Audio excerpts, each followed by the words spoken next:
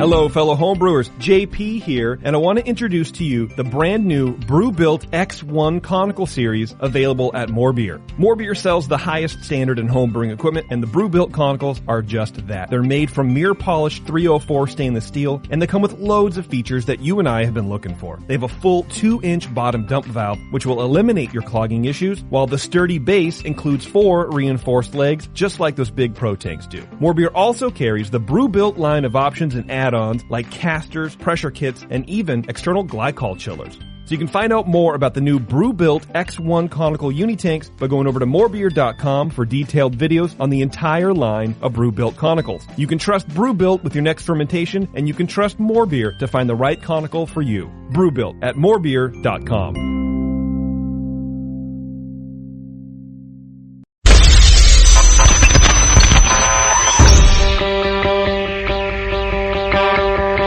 Home brewers, craft brewers, beer lovers, beer drinkers.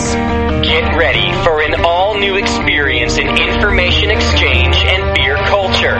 Your only source for live beer radio that brings expert brewers from around the globe right to your home. You're not just listening to broadcasters, it's the brewcasters on the Brewing Network.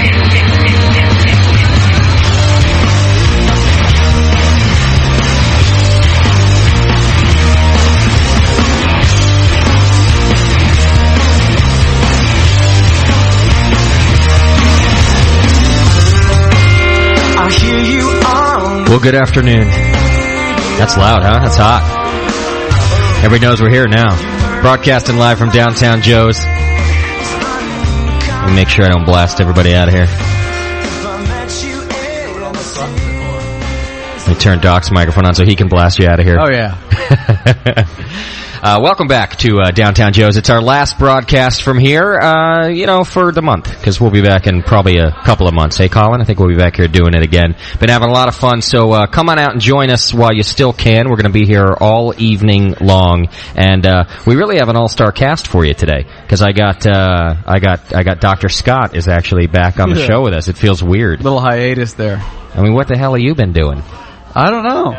It just seems like it's always apparently he had a little hiatus, which is some sort of medical condition. Yeah. That's different than hyenas, by the way. I have that too. It's good to have you back. It really has been a while. I think you were touring some dental conventions. Oh, I was off. I've been around here. What happens? I haven't been around quite as much as Sully there, but yeah. Well, what happens at a dental convention? That's got to be a real party. It's that part's not so much fun, but it depends on where it is. So you got to pick and choose what's fun, what's not. Yeah. We went to Utah. Okay. Did a lot of skiing. So that's fun. Little dental stuff. We went to the Sundance Film Festival for a day. Okay. Over at Park City. That was just kind of an impromptu thing. That was pretty cool. Note to self, Doc didn't learn anything at the sure I did. convention. I got some pearls. Yeah? I learned a couple of things. Did you get some new tools? No, I didn't do that one. That one's coming up in June or May, I think. Okay. Well, welcome back to the show. Tools there. It's good to have you. And then Jamil Zainasheff is here today helping us out because today we're talking about specialty malts and adjuncts.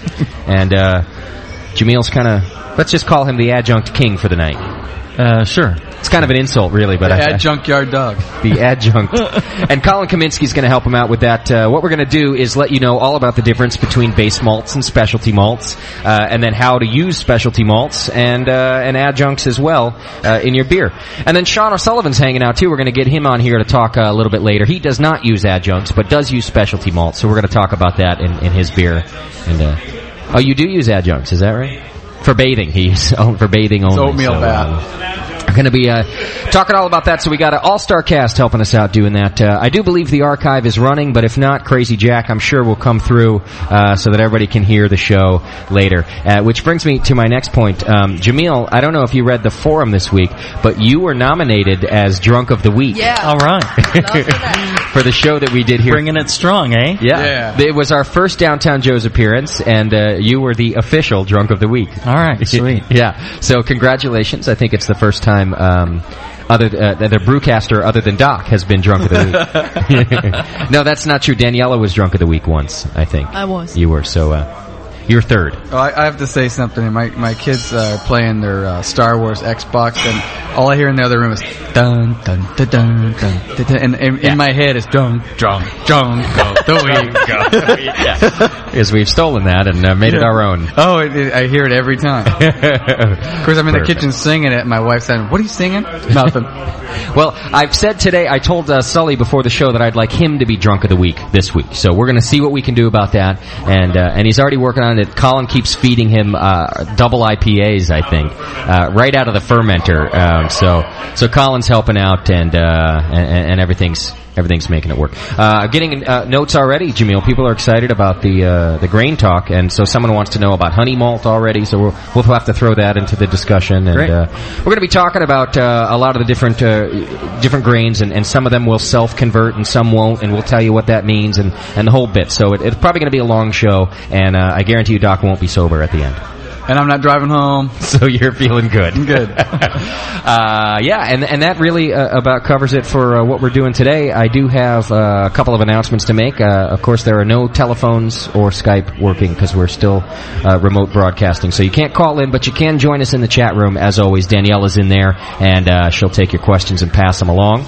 Next week, we're back in the studio, and it's going to be, I'm excited about the show. John Palmer is with us, Doc. Yeah, nice. Coming up, and him and Jamil are actually going to hold the discussion for us, and I'm not going to tell you what it is yet. Yeah, I've already gotten questioned a couple of times on what that topic's going to be. Yeah, I'll let you know during the week. I got to wait and powwow with Jamil about what I'm allowed to say. Your idea of letting me know in the middle of the week is about Sunday on my way over to your house. Like today. I let you know in the middle of the show. Oh, yeah, by the way. So that's next week. Back in the studio with John Palmer, and Jamil's going to be there. Visit the Brewing Network store. Still got a few shirts left. You need to buy them up so I can order more. And sign up for our newsletter, which will be coming out again soon. And by the way, listeners showing up here with their Brewing Network shirts on, sporting them. That's pretty good. Even my own roommate won't wear his shirt, but our listeners, you guys are rocking it. So I appreciate it. I think he was too hungover this morning to even find it. He couldn't find his shirt. Yeah, Barley Wine Festival yesterday. I was hurting the whole time, and then Colin took me back into the brewery after the Free FM show, and I hit the O2 bong. Yeah, it's basically like you just take his... In a commercial brewery, some of you have probably seen this before, but in a commercial brewery, they do inline aeration. Mm-hmm. So you have this device, beer in one side, out the other side, O2 in the middle, aerates the wort. 2-inch tube, looks like a bong. But the interface, if you don't have tubes connected to it, it really hits just like a bong, right where the side mount where the beer should be coming out of. If you hook it up right, just O2 comes out of that. So I spent about 5 minutes back in the brewery hitting the O2. How are you feeling? I feel great. Yeah. I mean, it's really kind of a hangover cure. Well, that and the beer I pounded. I mean, those two, the combination of the two, it's like. I recommend everybody. You're cured. I'm good. I feel fine. Well, good for you. I'm He's in still remission. feeling like shit. Yeah, Daniela was angry because she didn't get to go and hit the O2 bong. So I'm hurting today, and I only had 3 barley I think there'll be a break yesterday. coming up. Yeah, you have Colin take you back there at the break. Yeah. Colin, everyone wants you to set up the O2 bong for the break, just so you know. So a little heads up. But anyway, so I'm feeling good now, not hungover anymore. You look good. The Barley Wine Festival was awesome, and from what I remember, and lots of good barley wines there. Jamil, I thought you were going to go yesterday. I was there. I showed up for the judging and did the judging, and then I hung out until about 4 o'clock maybe. Oh right, and then you left. Well, considering I got there at 11, yeah, I think you thought he left. That was a fine amount of barley wine consumption. You must have gotten the message that I was going to be there right about 4. I tried calling you earlier on, and and I think Friday night we were hitting like Magnolia and a couple other places, and oh, no kidding. And I tried calling you, and you didn't answer, so you were probably like asleep. It was probably 2 o'clock in the morning, and that's when you called me to come out. Hey, it's 2. We're going to Magnolia. Go ahead, go have some drinks. I do actually. It's funny. You guys might not believe this, but I am Jamil's drunk dial guy. Like he drunk dials me. Yes, you are now. It would only be twice, but that's correct. But like I'm the guy that when Jamil gets drunk and he needs to drunk dial somebody. Yeah. Well, you're one of the few people that he thinks would actually be up. Yeah, and that'll answer his call. And would accept a drunk call from me. Yeah, exactly. And they're always quite pleasant. They start like this. I answer the phone, and it just goes like this. He just giggles for like 5 minutes. He doesn't say anything. He just giggles. That's cute. They're really quite fun. So there you go. And so you judged yesterday, huh? Yes, I did. What do you think about the winner, that Alaskan that won first place in the Barley Wine Fest? I had actually the Lost Abbey beer, which was second. I had that as first. Oh, you did? I really thought that was head and shoulders above any other barley wine there at the festival. I thought the others were quite they were good, but they were pedestrian, clean, well-made barley wines, but not a lot of character. And the Lost Abbey had so much complexity and so many great little things going on, and it was so drinkable that I thought it was flawless. Just a lot more oomph in the others. Yeah. Well, it probably didn't have as much alcohol. It wasn't all syrupy like a lot of the others. It didn't rely on a ton of hops. It was just a really complex, wonderfully made beer with a lot of different, fig and plum and treacle and molasses type of things going on. Okay. Really cool. Now, what about, there was a tie for third place, which I thought was interesting. Right. And I did speak to one of the judges. I was talking to Jay, and he said it was because they both had so many great merits.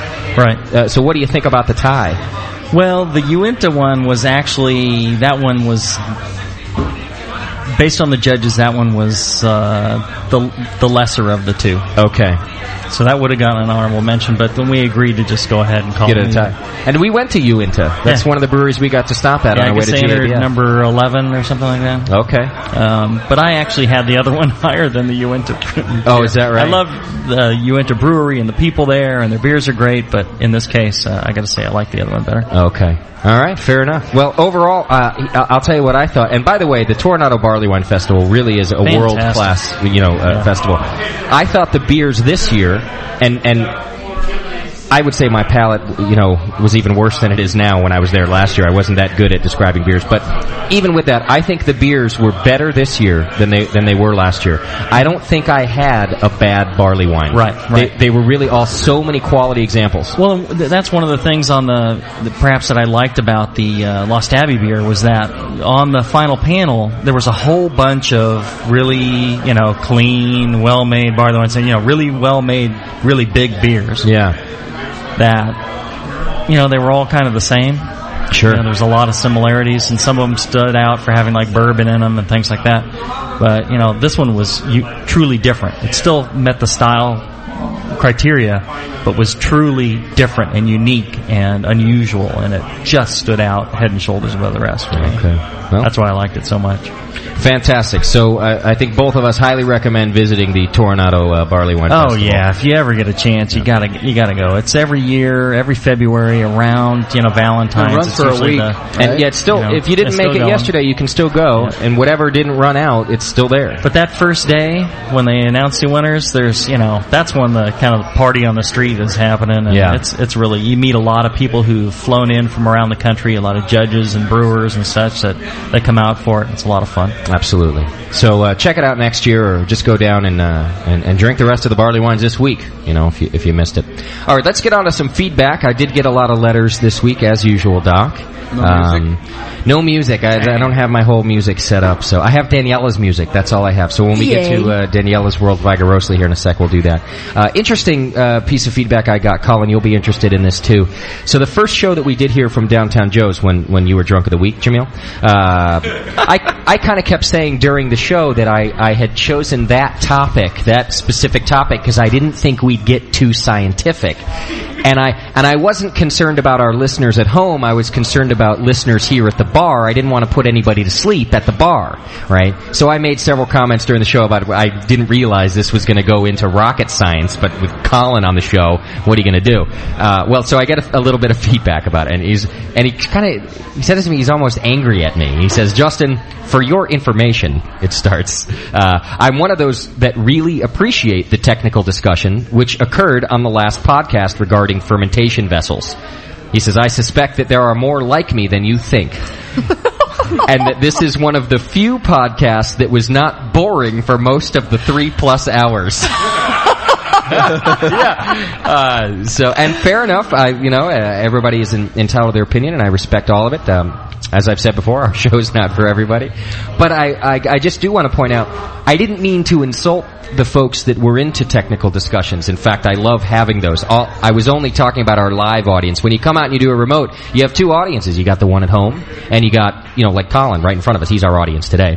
And it's different, because people at home can hang out and have a beer and get as scientific as we want, and it's all great. But when you got people here that are literally pulling up sleeping bags onto the tile floor in front of you, it just becomes, it's a little more difficult. So I didn't mean to offend anybody who loves the technical discussions we have. I like to have them too, especially when the people having them are drunk as skunks. Chewing gum and things like that. Yeah, I like when we talk about, gum and dumb stuff. So that was from Fred. And yeah, I know Fred. Fred actually emails me fairly frequently. About how great your show is and how crappy mine is. No, he tends to correct me as well. Is that right? Yeah. Fred's a real technical guy all the way around. Yeah, none of us can live up to his standards, I think. Well, thank you for the feedback, Fred, and I just wanted you all to know I didn't mean to insult any of you techies out there. Let's see. Here's another one about the fermentation show. Hey, Justin, I just got through listening to the fermentation vessels show, and he says, I was wondering why there were no comments regarding the Better Bottle carboys. He says they seem to work fine and don't have any issues with breakage. Is there a reason that they were not discussed? And he says, enjoy the shows no matter what everybody else says. Thank you. That's like saying, Doc, you're a good guy. I don't care what your wife says. Nobody does. Why didn't we? I don't know anything about the Better Bottle carboys. Essentially, it's got the, benefits, supposedly the benefits of a carboy. With the benefits of a bucket, but a non-permeable plastic. I think the drawbacks. It's got the drawbacks of a plastic bucket and the drawbacks of a carboy, like all rolled into one. Yeah, it's very difficult to clean inside because it's a small opening, and so if you can use chemical means, but then if you need to do any brushing, you scratch it up, and because it's plastic, and then it's a hard plastic. But yeah, I'm not really convinced. So I kind of. So we just kind of left it out. Okay, well, I don't think it was intentional that we didn't talk about it. I just think that we came up with the three most common categories, yes, and wanted to just make sure we cover those. And, Colin and Jamil had bloody noses at the end of the show. We didn't want to throw in another... Yeah, there's a lot of people who like the Better Bottle, and if they're enjoying them, that's great. Good for you, then. Yeah. Okay, fair enough. Last piece of feedback before we get on to Daniela's World Vigorously. Doc, you can help me out with this one because it was about our decoction brew that we did. All right. The guy says he needs a very basic, dumbed-down description. So maybe you can say it and then I'll translate it to idiot for him and me.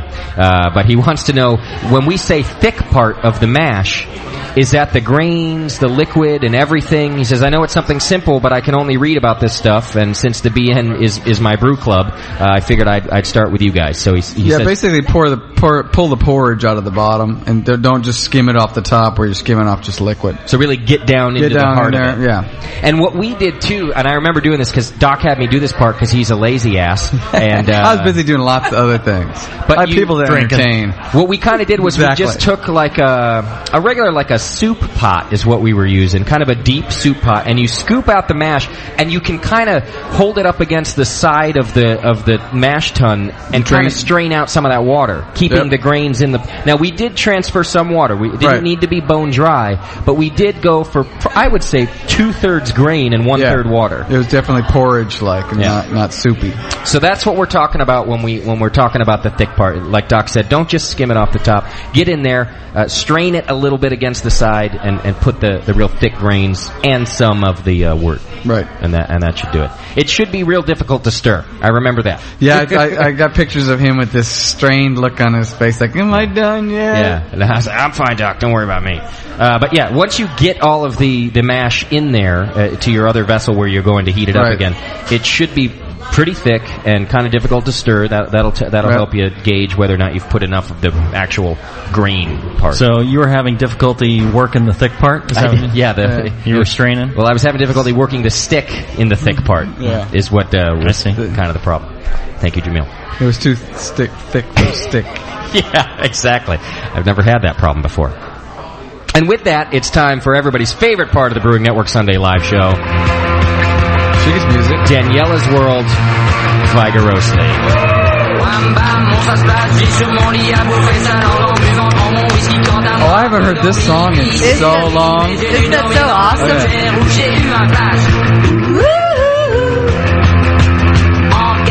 What's happening in Daniela's world this week? You know what? It's a sad world this week. Is it? The beer king is dead. Ah, that's true. I did read. And actually, on a serious note, I'm serious. He's known as the. Do you know who the beer king is? Have you ever heard this? I just was reading about it. Okay, go ahead, please, Danielle. So on February 10th, Alan Eames, the beer king, or also known as the Indiana Jones of beer, passed away at age 59 in his sleep. Mm-hmm. Eames was a cultural anthropologist. During his lifetime, he wrote 4 books, one of them being The Secret Life of Beer. That's his most popular one. That's the most popular one. Anybody ever read that book? Colin, you know this book? It's really, Sean O'Sullivan's read it. Who would have thought Sean can read? For one. A whole book. It's an interesting book because The Secret Life of Beer is about what it meant. You know, it goes all the way back to like the beginnings of beer, and not just it as a beverage, but what it meant to people and its use in rituals and in religion. And really a fantastic book. It wants to explore Any references to Augustina Verona? I'm sure she's in there somewhere, Doc. No, it explores the role of beer in ancient societies, what the role of beer was. Yeah. So in his research for his 4 books, Eames traveled from Europe to Africa and South America. Now, during one of his travels through South Africa, Eames tasted a rare brew in a very small village just along a river somewhere, which sounds creepy already, but okay. Small villages on rivers. In South Africa. Yeah. So Eames felt that the dark brew was the best beer he had ever tasted in his life. Mm-hmm. Now, when Eames asked to meet the brewmaster, supposedly a village grandfather, the woman who was serving the beer just started laughing. She just started cracking up. Translator told Eames then afterwards, the beer wasn't made by the grandfather. It was made with the grandfather. Of the grandfather, yeah. I love that. So they actually put his parts in there? Yeah, the bones. They crush his bones. Yeah, exactly. They put Granny's cremated bone fragments in with the rest of the ingredients and just made the beer out of that. It's supposed to be a way of honoring the elders. Rest assured, Doc, that when you die, we'll make beer. We're going to make beer out of you. We'll make beer. Serve it out of your skull. Yeah. And I'll age it. I know you're a big proponent of aging the beer. We'll go ahead and keep you around for a few weeks. Good. I want to do a quick poll. Who would drink that if you would know? All right, of the listeners with us, would you drink a beer made out of Doc? Anybody? Colin's in, Sully's in. All right. Not even Crazy Jack, huh? You wouldn't try it. I think I couldn't do it either. It's too freakish to me. I totally do it. Oh, come on. You really would do it? You do it. Yeah, please. Come on, you're it's so beer. afraid of everything. You wouldn't do it. No, but it's boiled and stuff. It's fine. Colin is just laughing at you because you're so dumb. I can see Justin saying, like it's got his brains and his guts in there. Ah, yeah, that would freak me out. You'd be gagging. I'd have to not think about it. I'd go, tastes like Doc. How would you know? Huh, that's weird. No, anyways, another astonishing discovery he made on one of his travels was that the classic tribal brewery was just a group of women sitting together in a circle, chewing grains and spitting them into a pot. Yep. To make a fermentable mass out of it. Yep. Now, how gross is the that? The enzymes in the saliva break down the starches and make them fermentable. And the wild yeast in their mouth on top of that. Isn't that like dangerous? It's supposed to be pretty good. No. Wasn't that in a Sean Connery movie once? I think it was. There was all these ladies standing... Medicine Man, that was the movie. And they were all standing around a pot spitting in it. And he was drinking it. That's what they make beer out of. Yeah. Oh, I'm going to be sick right now. I'd rather drink Doc beer, I'll tell you that. Depends on what the women look like, I think, you know. Yeah, they weren't. If you had a bunch of Daniellas standing around spitting in a pot there, you'd drink it. No, I still wouldn't. That freaked me out. He doesn't even kiss me on the mouth. Yeah. It's okay. He makes up for it. She has to put a plastic cover over. It's very strange. So as a person, Eames was known to be a walking, and this word is tough for me, encyclopedia. Encyclopedia? Yes. Thank you. That's a new one. How do you say it? Encyclopedia. Say that more vigorously. Yeah. Next week's show is Daniela's World Encyclopedia. Eames was known to be a great researcher, always curious of the world, and a strong boxer too, so he was physically a very strong man too. One of his friends said about Eames after he died, He was the luckiest man. He had a wonderful life. Yeah. I want somebody to say that about me too when I die. Well, you got to be lucky first. I know. He got to travel around the world, kind of researching beer and where it came from, and trying. That's pretty lucky. Yeah, it's a pretty good deal. It's sad, and he was young. Well, how old is he? 59. He died of respiratory illness. He was a heavy smoker. Oh, is that right? Yeah. Yeah. So everybody's got to quit smoking out there. Everybody got to quit smoking. Pointing the fingers around. Whoever's smoking. So this was my tribute to Alan Eames, the beer king, who unfortunately passed away. Now, what I also want to mention, in Germany, it's Fasching right now. Oh, I love fishing. She said farting. Oh, Fasching is I would describe it as maybe the retarded Brazilian carnival that's going on in Germany, but it's a hell of a time actually. Okay. Tomorrow there's gonna be Rose Monday, as we call it. Tuesday is gonna be Carnival Tuesday, and then on Wednesday we have the sweep out. And Wednesday is actually when the 40 days of fasting start to Easter. So we call it Lent. Or whatever you call it. Whatever you want to call it, I don't care. It's my world. We call it the 40 days fasting till Easter. It's very catchy. It's very important in not only in the Catholic religion, but throughout Europe, actually. It's quite an important time. A lot of people nowadays still do it. Not as strict, but, they, for example, say, I'm not gonna eat candy, I'm not gonna eat meat. Whatever you really like, you're gonna try to give up something. I'm gonna give up strippers this year. At least in your home. You're too poor for strippers. That's why I'm giving them up. So what you definitely don't want to give up, though, in the 40 days of fasting is drinking beer, because if you don't have the nutritions coming through food, you got to drink the beer. Yeah. So Fasching is going on a big time in Germany, especially in the regions of Cologne, around Cologne and Düsseldorf. A lot of parades going on, a lot of people on streets just drinking. The Rose Monday and the Faschings Tuesday are not official holidays in Germany, but the employers just have learned over the course of the years that nobody shows up for work anyway, so they just say, I was going to say, do the kids get off school for that? They do, actually, because, people just have realized that it's unfair if you have to show up for work because you're going to be hammered anyway, so people called in sick. In America, you get fired for that. Yeah, we don't respect the hangover. We don't have a hangover holiday. Respect the hangover. You need to respect the hangover. The government doesn't respect the hangover in that matter either, so it's never been declared an official holiday because we have so many already, so what are they going to do? But the companies acknowledge it. Okay. So hell of a time in Germany right now. Happy Fasching, everybody. Drink till Wednesday. Fantastic. And that is Daniela's World by Garosi.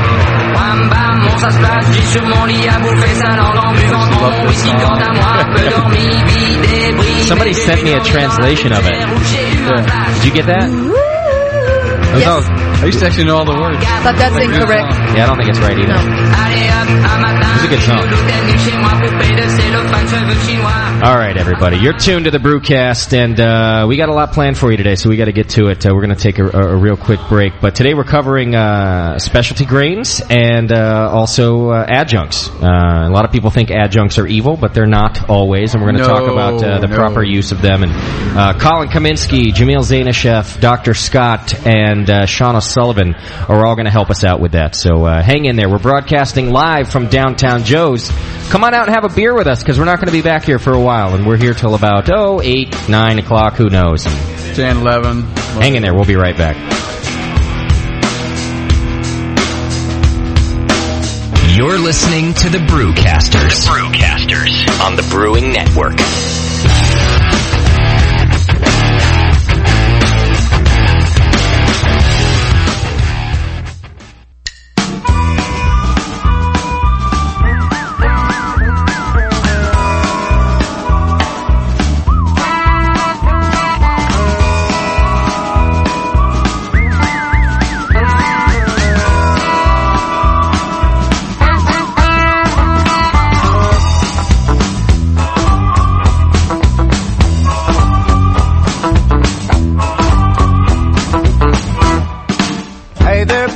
Fix your door. Better get out of my general store. Well, you sold me one, you can sell me one more. I ain't gonna sell you no beer anymore. See, I'm too drunk to think about it. Might as well try. 100 pretty ladies and they're giving me the eye. I told you once, I told you twice. Drinking and driving is a bad man's vice.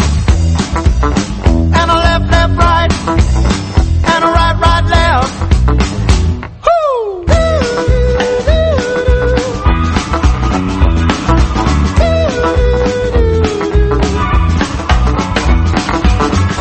Mama, dog set out on a double date. You can pop 'em in the Pontiac, but bring back the bait. Hey, you are too drunk to think about it. Might as well try. 100 pretty ladies and they're giving me the eye. Boys, nail me down. You know what you've done. I'm gonna do it again. I'm gonna do it again. Gonna do it again.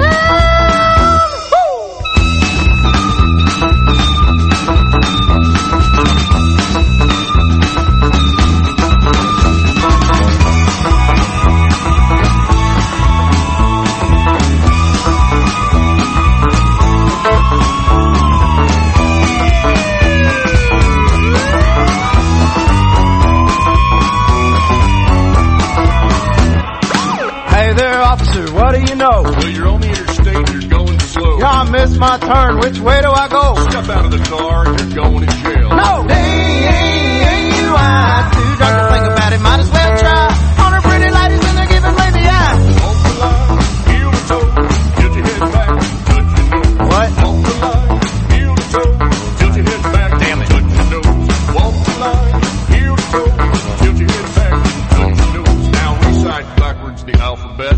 Up yours, pig, you do that shit. Hey, you are too drunk to think about it. Might as well try. 100 pretty ladies and they're giving me the eye. Walk the line, heel to toe, tip your head back, touch your nose. Walk the line, heel to toe, play the guitar, go dude go.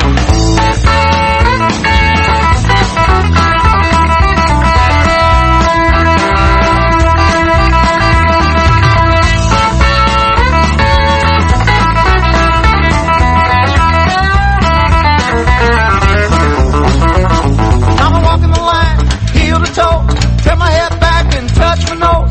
Walking the line, heel to toe. Tip my head back and touch my nose. Put your hands on your hips, follow the pen. I can't hear you, sir. Say it again. Put your hands on your hips and follow the pen. You know I fucked your sister in the back of my van. Put your hands on your hips and follow the light. Sir, I just want to go home tonight. Dang, you are too drunk to think about it. Might as well try. Cocaine short night, 4th of July. Told you once, told you twice. Drinking and driving is a bad man's vice. Told you once, told you twice. Drinking and driving is a bad man's vice. Told you once, told you twice. Drinking and driving is a bad man's vice.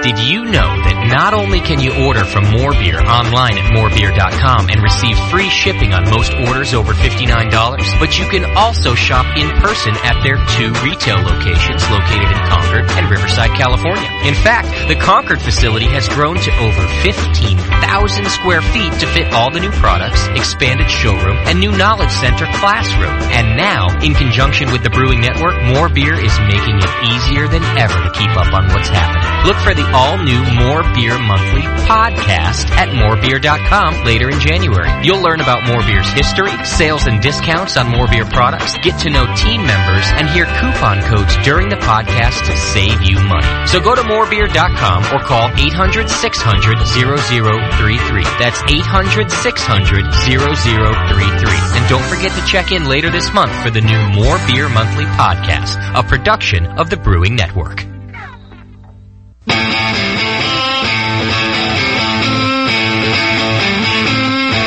You're listening to the Brewing Network. Because like beer, radio shouldn't suck.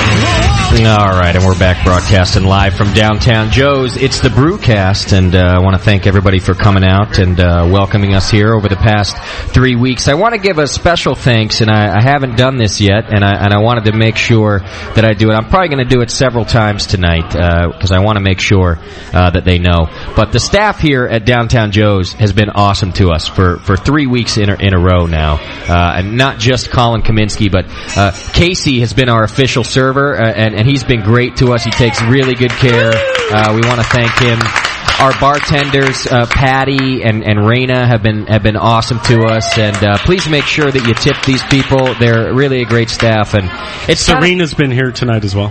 It's kind of a big pain in the ass to deal with a big group coming in like this, and they've been just great to us too. Selena's the other one, is that what you said? Serena. Okay, yeah. Big thanks to everybody, because you guys have been just awesome. So wanted to say thanks, and we'll do it again later, because the drunker I get, the more I like to thank people for thanks. So and grope. And grope. I'm glad I'm at this end. Well, that's kind of how I thank them, Jamil. I thank them with groping. So anyway, there you have it. Good to you, anyway. Yeah. So we need to get into our official topic for the evening, because I think it's going to be a long one. There's really a lot to cover, and I want to make sure that we do it thoroughly, so that so that we don't have to answer questions for the next 6 weeks, basically. So we will anyway. Yeah, we will. But I want to. What we're going to cover today is specialty grains and adjuncts, and we're going to do as thorough a job as we possibly can, so that at the end of this discussion, not only do you understand the difference between these two things, but how to use them as well, and how to use them right. And Doc's real good at using adjuncts, so he's going to help us out with that and using them properly. Jamil's real good at using specialty malts, and Colin's just good at everything. So he's going to help us out with all that too. Real quick, before I do it, because we just finished this up yesterday, Danielle and I did a final tally and sent off our check. I want to cover Linda Stark just really quickly. Our fundraiser has ended. Although if anyone wanted to donate, we'd be happy to keep sending it her way. So don't be afraid to hit the donate button if you wanted to. But we just want to say that the listeners and our sponsors as well, the 21st Amendment, Beer, and More Beer, and HCA Industries, between all of you guys, those sponsors and the listeners, you raised over $6,000 for Linda. We sent it.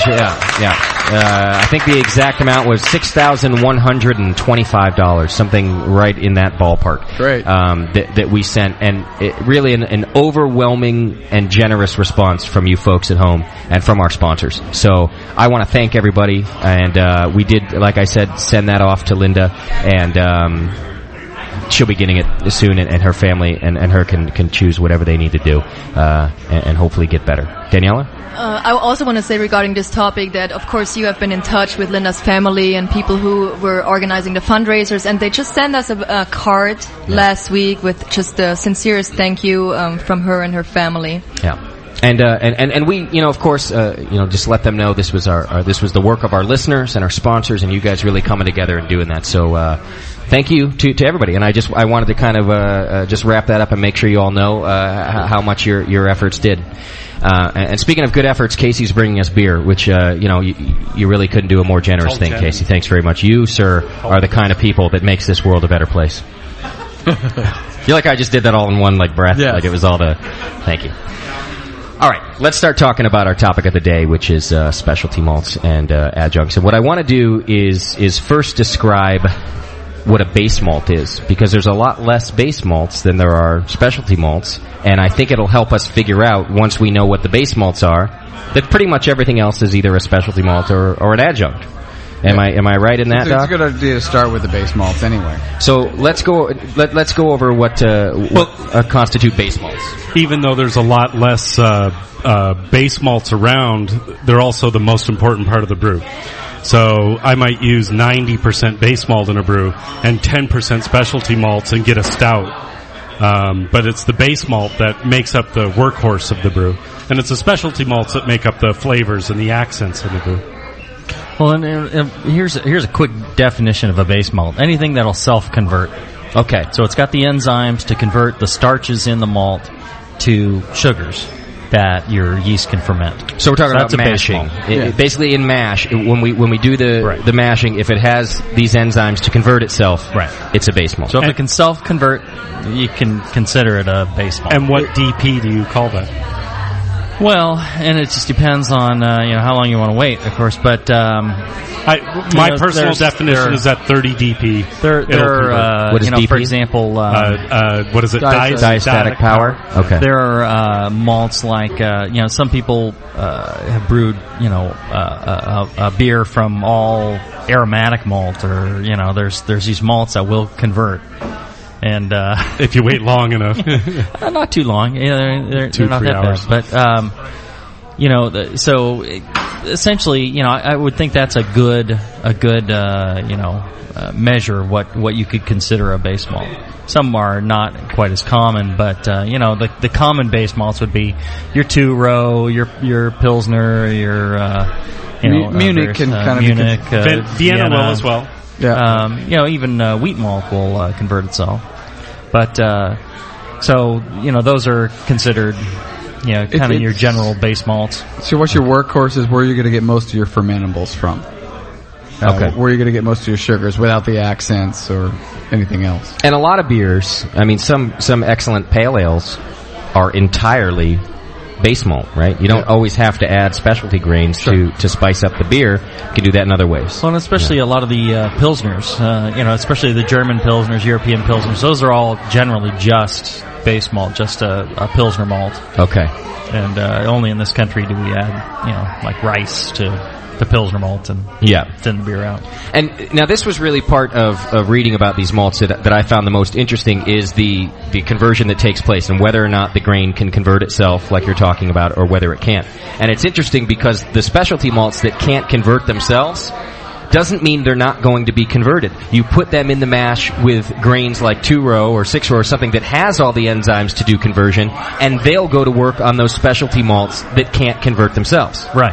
And I thought that was a really interesting thing and kind of a good way to help understand why you need these enzymes and how certain grains have them and certain ones don't. Yeah, there's more than enough enzymes in most of them to do a conversion of your average load of specialty malts. If you're doing a high adjunct beer and you're putting in 40%, 80% corn or something, and you expect like an English pale ale malt to do the conversion, then you're gonna wait a long time for it to convert. Yeah, and I'm just not patient enough. Well, for a lot that. of these adjunct things and specialty malts, you've killed off all their enzymes in the processing of how you got them there. They roasted them at a high temperature. By making them specialty malts. But they still have the starches there. They just can't convert them into simple sugars. Okay. And that's really the key to fermentation is you need all the those. enzymes have been denatured. And my rule of thumb about that is I take the malt analyses and I multiply. Let's say my malt analysis says, X grain has a DP of 90. I multiply that times how many pounds I'm adding. Yep. And then when I'm done, I divide by the total pounds in the whole mash. If that number's 60 or above, I know it's going to single infuse with a single infusion mash with no problem. Okay. If it's below 60, I know it's something I've got to pay close attention to in order to get it to convert. I think I even understood that. That's a pretty simple equation. I'm lying. I had no idea what he said.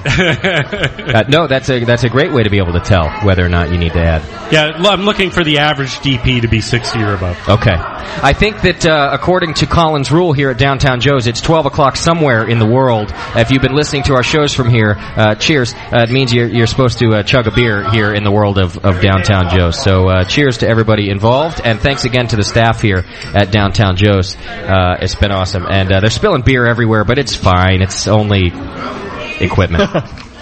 Excuse the dead air. I just spilled beer on Jamil's crotch. It wouldn't be the first time. You better get that off of there, Doc.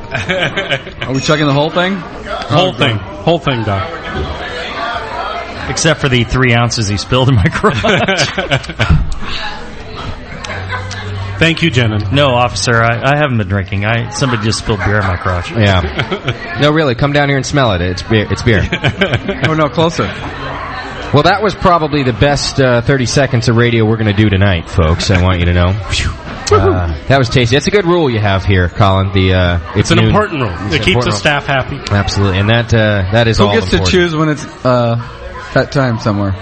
Any manager, actually. It used to be anybody, but it had to become any manager. Okay. Then you came in and the whole staff was passed out. I'm glad they helped us with that, too. Yeah, unfortunately, it was me that was passed out, and I'm the one who got the rule changed. But it's a story I'll never live down. Fair enough. Okay, so now that we know about base malts and kind of their properties that make them base malts, let's start talking about about specialty grains. And I think we should start with what Doc started to talk about, is what makes them specialty grains. I had originally thought that they were all these different types of grain grown differently, and they started out as a different, but a lot of them didn't. A lot of them are... you know. I didn't know anything. A lot of them are two-row, turned into something else by the process that they go through, or some other kind of. It doesn't have to be two-row. Just as an they're example, all barley grains that have been well, not all barley grains, but the bulk of them will be barley grains that have been processed differently. So, for example, the crystal malts that people like, they're converted in the husk. They get stewed at a warm temperature, just like a mash conversion, and then they get baked at a higher temperature until they caramelize and turn. The sugars get caramelized, and that's one type. And then others, they don't convert them; they just roast them at a temperature until they take on various levels of color. For example, it's essentially the same malt that's being converted from. Jamil just turned into Darth Vader. From a biscuit malt and black patent are almost the same thing. Yeah. It's just one is a much higher temperature for a longer period of time until it turns into like almost charcoal. The other one just gets a little toasty and biscuity. And there's a whole range. Everybody has to drink when they hear biscuity on the radio. And that's going to be a lot of drunk people. So, it's the same type of malt, just a different type of process. And that process is how we end up with all these different kinds of specialty malts, which I thought and it's the maltster's art. And we, as brewers, certainly what we do is art, and certainly what we do is science. Yeah. But an equal art, or even a greater art, is that of the maltster. And they're the unsung heroes of brewing. Yeah, absolutely. And if you think about that, if they mess up, we don't get good beer.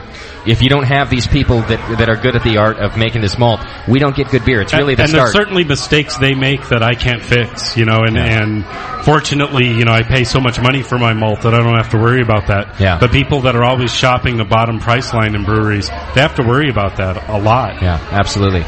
And I wanted, in talking about how these things start, I want to just very briefly talk about the grain itself and what happens. John Palmer in his book has a great description about you can think of the actual bit of grain itself that needs to be processed so that we can make fermentable sugars as kind of like a bag of jelly beans, because it has the bag around it, kind of holding it in. It has a bunch of things inside, and then inside each jelly bean, it also has something else, and that's really the heart of the sugars that are needed. They're not sugars yet, that are needed so that we have fermentables in beer. And it's what the maltster does to that bag of candy, essentially, that turns it into either a base malt that will convert itself and turn into fermentable sugars, or it's processed so much either with heat or otherwise drying out excessively instead of just drying out a little bit. All of these different variations will either leave that inner part of the jelly bean intact or not.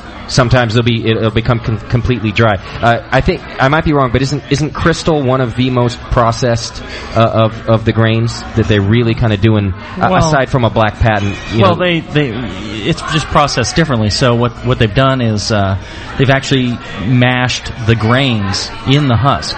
So they've taken a lot of these grains are processed fairly dry. Yeah. And one of the things you need in order to convert the starches over to sugars is water and heat and the enzymes. So they heat them up and then they moisten them and heat them up to mash temperature, 150 something or 140 something, and they let them the starches convert to sugars in the grain without opening the grain up. Right. And then they roast it and it turns caramelized and darker depending color on what temperature range, right? And the time. Exactly. So and I think it's a good thing to do to back up to what is it that a maltster does, and they really take the grain of barley, they soak it in water, and they sprout it. Right. And in sprouting it, their main goal is to activate the enzyme package that we need later on.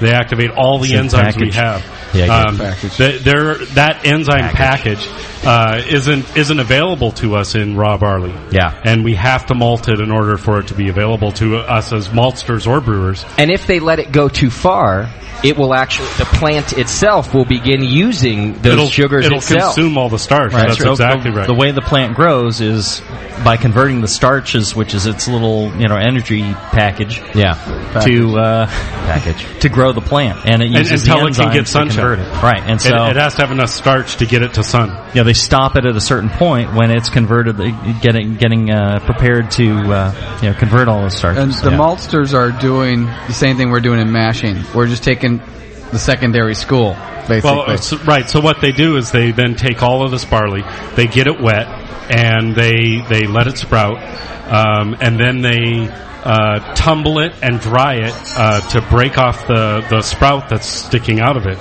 And they, depending on how they dry it, we get either base malts or specialty malts. Right.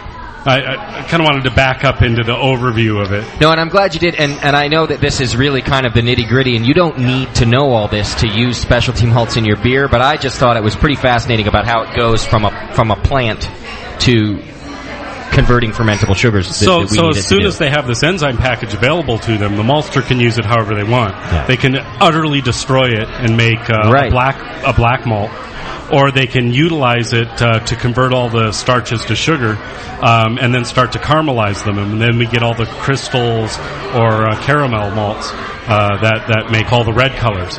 So we can make brown colors by destroying the starches and destroying the enzymes. We make the red colors by making the sugars and then caramelizing the sugars. Absolutely. Okay. And the darkest red malt is chocolate malt. And so you mean actually the malt that they turn in by cooking it and that whole process? When we buy chocolate malt, if you use a little tiny bit in a really light beer, it'll turn red, and it's the darkest of the red malts. No kidding. See, I don't know, because I would have thought of it as a dark, like a brown malt. It just depends on how much you use. But because a dark red will just turn into that. Okay, fascinating.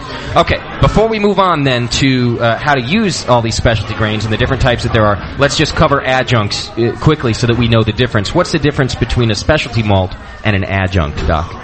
I like to think of adjuncts as something that's going to give me more fermentables without a lot of anything else.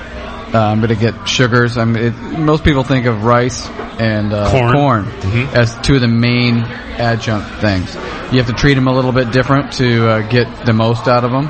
Okay. But it's a way of lightening your beer, lightening the flavor, giving you a little more alcohol, and without imparting a lot of flavor. Where with the specialty malts, you're trying to gain flavor, gain more character. You almost want to lose it with the adjuncts. Well, I think that's the standard definition. Most people think of adjuncts as being that way, something to get rid of flavor and all that. And it's actually very common. Sugar, table sugar would be right. That's another adjunct too. Straight sugar, corn sugar, sorghum. But there are some adjuncts which are still, I guess, technically adjuncts. Anything that's non-barley, non-wheat would be an adjunct, correct? So, you can look at molasses or anything else. Yeah, any of those would be adjuncts. And honey, is honey an adjunct too? Adding fermentables too. Okay. But something like oats, Belgian wheat beer, you got to have oats, and oats adds a lot of character in that kind of beer, where it's adding a lot of mouthfeel and a lot of head retention and some slight bit of a nutty character if you toast them, and wheat in a Heffa. A lot of those things, they do add some character. So it just depends, and there's nothing wrong with adjuncts. There's, in this country, it became a bad name because of the big major brewers were using it to reduce flavor in, their lagers. Yeah, and it was cheaper too, right? Right, but around the world, people use adjuncts. In Belgium they use adjuncts, in England they use adjuncts. Just different. I use adjuncts in all my high gravity beers. Do you really? Absolutely. In what form are you? Dextrose. Just dextrose. Yeah. Corn sugar. It's tough to get a higher gravity without making it a barley wine. Well, it becomes too thick and syrupy. If you want it drinkable, you need something that is going to ferment clean and not leave a lot of body behind, and really just turns into essentially water and alcohol in order to make something like that. Vinny at Russian River, when he makes his Pliny the Elder, he's using a good percentage of sugar and not a lot of specialty malts because he wants that beer to be drinkable. If you use too much, it ends up cloying. So he's using that adjunct to help thin the beer out a little bit, make it more approachable. Okay, but still give him that gravity that he's looking for. And what I'm looking for is a really low final gravity. So in my double IPA, I get 86% apparent attenuation out of English ale yeast. There's no way I could do that without adding, literally 25% dextrose. Wow, that's a lot. Sounds like to me. That's really a lot. Yeah. Okay. What would the gravity on that beer be if you're using that much? I start at 1080 and I finish at 1012. Usually. No kidding. Yeah. You'd have trouble finishing that far down with that's a lot of barley. alcohol, and it sounds like it would be pretty dry too because you finished down so far. Well, and I found before I did that, it doesn't taste dry, and that's the problem. Is that I want to have a big hop bitterness presence. Yeah, and the only way I can do that is to add more adjuncts. And it's not that dry. Really, I did a double IPA just recently, and 1085 was my starting. I ended up at 1014 with just less than 10% sugar.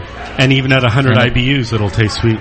Yeah, exactly. There's a lot there. There's a lot of malt there, and you just need to be careful. You don't want it to be cloying. You don't want it to be a sipper beer. You want a beer, in this case, that you can drink by the pint. So in order to do that, you need the adjuncts. And I actually have a weird theory about that. I think the bigger your middle hop addition, your 30-minute hop addition is, and the more you dry hop, the more cloying the beer is going to be. Yeah, I think that's a good observation. I would agree with that. What's the exact, Jamil? You use cloying like Chicken Boy uses biscuit, and I want to know what you mean when you say cloying. What is that descriptor? Something heavy on the palate, something that clings to your tongue, something that clings to your throat as it goes down. It's kind of a nasty, syrupy, sweet kind of. It's something that you find pleasant after one sip, but you hate after 5 sips. It could be, and I think the thing that Colin was getting to, maybe correct me if I'm wrong, was a resiny hop character could be cloying as well. Okay. Anything that really kind of tends to cling to the tongue and the palate. Kind of that sticky, syrupy. Okay.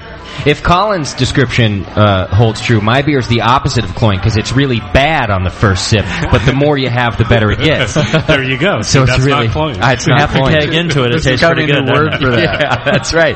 So Justiny. Yeah, it's a new word. Exactly. Yeah, you can stop using cloying. No, Justiny's it's the opposite. Of cloying. That's right. So when you say that beer's too cloying, I'll say, oh, it's Justiny then. Thank you. Fantastic. All right, fair enough.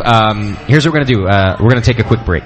I'm kind of on a strict, I know you guys might not think it's time for a break, but I'm on a strict break schedule tonight. We're going to take a quick break, and I think it's a good moment to do that because when we come back, we can then really jump into, we're going to do specialty malts first and how to use them.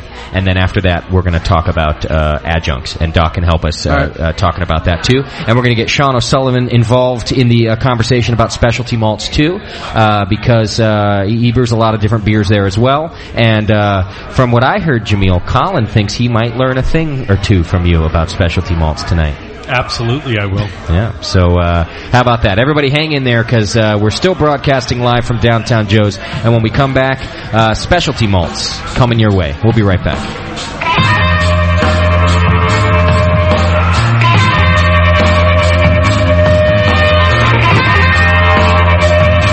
You're listening to the Brewcasters on the Brewing Network.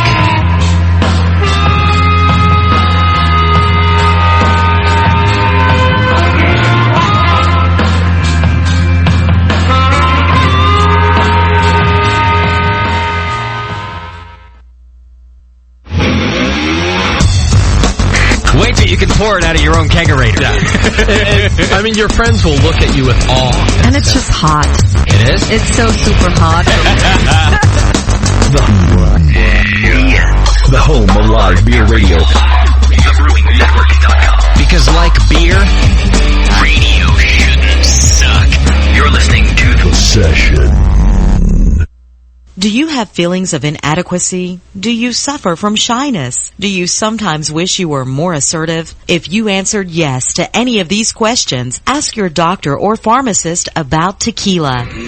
Tequila is the safe, natural way to feel better and more confident about yourself and your actions. Tequila can help ease you out of your shyness and let you tell the world that you're ready and willing to do just about anything. You'll notice the benefits of tequila almost immediately, and with a regimen of regular doses, you can overcome any obstacles that prevent you from living the life you want to live. Shyness and awkwardness will be a thing of the past, and you'll discover many talents you never knew you had. Stop hiding and start living with tequila. Tequila may not be right for everyone. Women who are pregnant or nursing should not use tequila. However, women who wouldn't mind nursing or becoming pregnant are encouraged to try it. Side effects may include dizziness, nausea, vomiting, incarceration, erotic lustfulness, loss of motor control, loss of clothing, loss of money, loss of virginity, delusions of grandeur, table dancing, headache, dehydration, dry mouth, and a desire to sing karaoke and play all-night rounds of strip poker, truth or dare, and naked twister. Warning, the consumption of alcohol may make you think you're whispering when you're not, is a major factor in dancing like a retard, may cause you to tell your friends over and over again that you're in love with them, also may cause you to think you can sing. Alcohol may lead you to believe that ex-lovers are really dying for you to telephone them at 4 in the morning. Alcohol may make you think you can logically converse with members of the opposite sex without spitting. It may create the illusion that you are tougher, smarter, faster, and better looking than most people, and it may lead you to think people are laughing with you. Alcohol may cause pregnancy, and it also may be a major factor in getting your ass kicked. So what are you waiting for? Stop hiding and start living with tequila.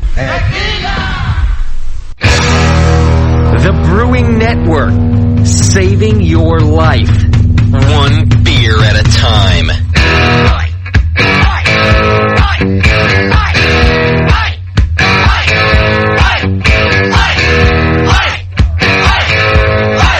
All right, broadcasting live from Downtown Joe's. We're back. Sean O'Sullivan, you better be participating in the chat room over there on your little computer, not chatting away to all your little chat friends that you have. Sean's like the both king, of them. Yeah, Sean's the king of chat devices. He chats on his BlackBerry. He chats on the Yahoo. He's Captain Chatswell. He's very popular in a few forums. In a few forums. Sean O'Sullivan is my best chat girlfriend I've ever had. Is that right? Yeah, Girl Talk with Sean doesn't get better. I used to have my best girlfriend. I've known her since we were in kindergarten, since we were 3. But Sean is better. He's a much better chat partner. He just relates so much to female issues. He's very much like a woman. Sully, what is going on over there? I was looking earlier, and they're both looking into their laptops, and they're both smiling and tapping away. And I go, they must be talking to each other. They're sitting like 6 feet apart, and they're chatting on the computer. It's cute, Sean. All right, Sully's going to get up here a little bit later and help us talk about where he uses specialty malts in his beers, because a lot of those beers are great. And I think, actually, in particular with Strong Beer Month, you've probably got a lot of different beers that have some specialty malts in there. So he's going to be able to help us out with that. Before we move on, I did have a question come through just about base malts that I wanted to cover. Someone was curious that Munich is a base malt. Yes, it is. Yes. I've gotten Munich Type 2 to convert as well, so 20 Lovabond Munich I can get to convert. Really? Okay. Yeah, see, I don't know why. There's a number of all Munich beers, and probably my favorite example is a Munich Dunkel. So a brown Munich beer, which is you make with 100%, well, nearly 100% Munich malt, and then a little bit of Carafa Special. And that's really the only way to make a really good Munich Dunkel. Really? Okay. All right. It's got enough enzymes to convert itself, because it's barely at the kiln level that it's about to kill everything off. Right. Yeah, it just converts. Yeah, just converts it. So if you have a lot of other stuff, give it 90 minutes. If you have a lot of other stuff in there with it, it's not going to help the other things convert. Yeah, you're not going to do all Munich and 50% corn or something like that. It doesn't have a lot of enzymes to spare for something like that. Okay, at the break we were talking about a couple of different beers that we could use as examples so that we can really talk about how to use different specialty malts and why we would be using them. So what did we end up deciding we want to talk about? You guys wanted to do I want to do an amber, and I think you guys talk about stout as well. An amber and a stout. Okay, so can we start with amber? Will that be all right with everybody? And it's kind of a popular style. I think a lot of people do it. And I think what's interesting to me about an amber is that it could end up a pale ale, but you do some things to it to make it an amber, and I think this is a lot of where some specialty malt comes in. Well, and one of the things about an amber beer that makes it different from a pale ale is there's some caramel character to it. Okay. So not only the color, and like Colin mentioned, you could use something up to like a chocolate malt to give a little bit of a red color to a beer, and you can use some crystal malt to give you that caramel sweetness that's in there. Plus, a lot of times people like their ambers to have some slight toasty, bready character to it, kind of in the background to kind of fill out the beer. Okay. So those are the kind of flavors you're looking for and the color you're looking for. And, how do you get that? Well, people would probably guess if you're looking for a caramel crystal type of flavor, you're going to go to the caramel malts. Now, caramel malts range from 10 Lovibond up to 150, 200. There's a Rost malt which is made in Germany that's over 200 Lovibond. Do those Lovibond, just real quick, do those affect flavor as well, or they do? So it's not just color. It's not just color. They're very strongly flavored. Okay. And the darker it is, the more, imagine yourself eating raisins. Now, raisins get kind of dried Can out. I be frolicking through a park as I'm doing it? And part of that raisin flavor almost is, it's a sweet thing, and when they get dried by the sun, I think they pick up a very slight undertone of maybe caramel. A raisiny quality. Right. And if you were to bake those raisins in cookies, and have an oatmeal raisin cookie, and some of the raisins that sit on the top of the cookie, how they get kind of baked in there, and they taste different, don't they? Yes. They get that really kind of dark, kind of almost a slightly burnt sugar type of thing going on. Yeah. That would be like your darker Lovibond. That would be like 150 Love Crystal or a 200 Love Crystal. It's just how that heat affects it. And the ones when they're fresh, or if you're looking at the lighter colored raisins, the golden raisins, something that's maybe like a 10 Lovibond Crystal. Yeah. So there's a big difference between the flavors that you're going to get, and even between, say, a 40 Love and a 60 Love Crystal. If you eat those side by side, get yourself a few 40 Love grains and a few 60 Love grains, and try them. Go down to your homebrew shop, and they probably won't mind if you reach into the bin and have a few grains of each, and try each one and see what the flavors are like, because those are the flavors that will end up in your beer. Yeah. When I first heard that, I thought it was a stupid thing to say, because I thought that so much happened to that malt from the time that you made beer to the time that you drink it, and I was so wrong. That when and in fact, it was Brian Hunt, Colin. I know you know and like Brian Hunt as well. Brian, he's the guy who came into the studio and said, "Well, just eat this stuff. Just grab a handful and eat it, and that's what your beer is going to taste like." So that's a good point about the different Lovibonds too. And when I was studying with Brian, he gave me a really good tip, and that is, calculate your recipe and figure out what percentage is what grain. And if you've got, 85% base malts, then what you do is you take 85 kernels of your base malt. And then if you've got 3% caramel 15, you take 3 grains of caramel 15. And you do this until you've built your entire recipe. And you mix that all together, and you throw it in your mouth, and you chew all 100 grains at one time. And that's what the grains are going to taste like in your recipe. No kidding. Yeah, 100 grains in my mouth, I'm not going to chew them. It really works. It really works. It's a little too much. Yeah, I'm thinking you need to have a nice big drink handy, too. That's a lot of dry grains. That's a lot of husk. And by the way, Jamil, I would appreciate if all your future food examples were bacon instead of... bacon instead of... I always like to use toast. Some people like to use lightly toasted bread. Mm-hmm. Other people like it just black. And that was never me. I never liked it like that. My brothers and sisters liked it, but I was always the one that liked it the other way. But that's perfect for grain. It's a totally different flavor. Yeah. And that's perfect for the brown malts of grain. Yeah. Yeah. And you get to know. You can get in the middle of what it is, and it's a whole different, and all it has to do with caramelizing the sugars that are in there, the sugar in bread. And the melanoidin formation. Yeah, Jamil uses the term roasty a lot, and I think that's a great descriptor of that. Okay, so I just totally lost my train of thought, guys. In the amber ale, one of the flavors and colors you want to get is from the crystal malts. You want to get some caramel type of flavor. So maybe you're going to use some 40 Love Crystal. You might use a darker. I like to use some 40. I like to use maybe some 120 because it has kind of a little more intense kind of drier, slightly toasty kind of sugar, a little more towards the burnt side, but not really. Okay. And that adds some interesting flavor characteristics. And one of the things I like to do is break up.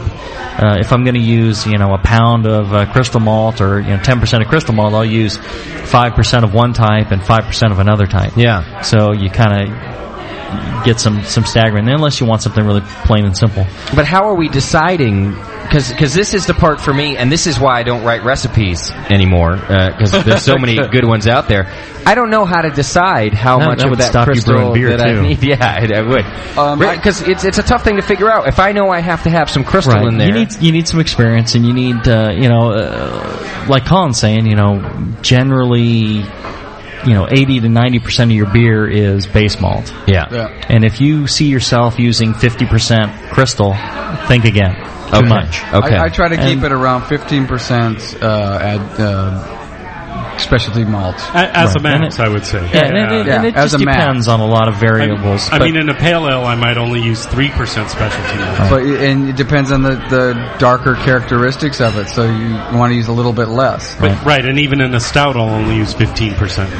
And, in my amber, I use 15%. So it'll depend on what style of beer you're making. It's going to range. In a German Pilsner, you may use 0 specialty malts. You really want just that clean Pilsner malt coming through, and you don't need any adjuncts. Yeah, you don't need any specialty malts. Right. So it could be anywhere from 0 to whatever. And what you want to do is look at some other recipes out there, get an idea of what similar recipes might show, and how much they're using, right? And why. Get some sort of idea. And anytime here's one thing I see a lot of times is people adding a bunch of malts without any sort of idea of what it's going to add or what they're trying to accomplish. Yeah. And they'll add, just the kitchen sink type of beer. Sure. And the problem is you're going to end up with a real muddy kind of character and too much going on, and it becomes overwhelming, and the beer just doesn't taste right. Yeah. You got to, you exceed that threshold that is allowed for specialty malts just from the flavor aspect. See, and I don't think the problem, though, is that people are throwing in the kitchen sink and not knowing what they're going for.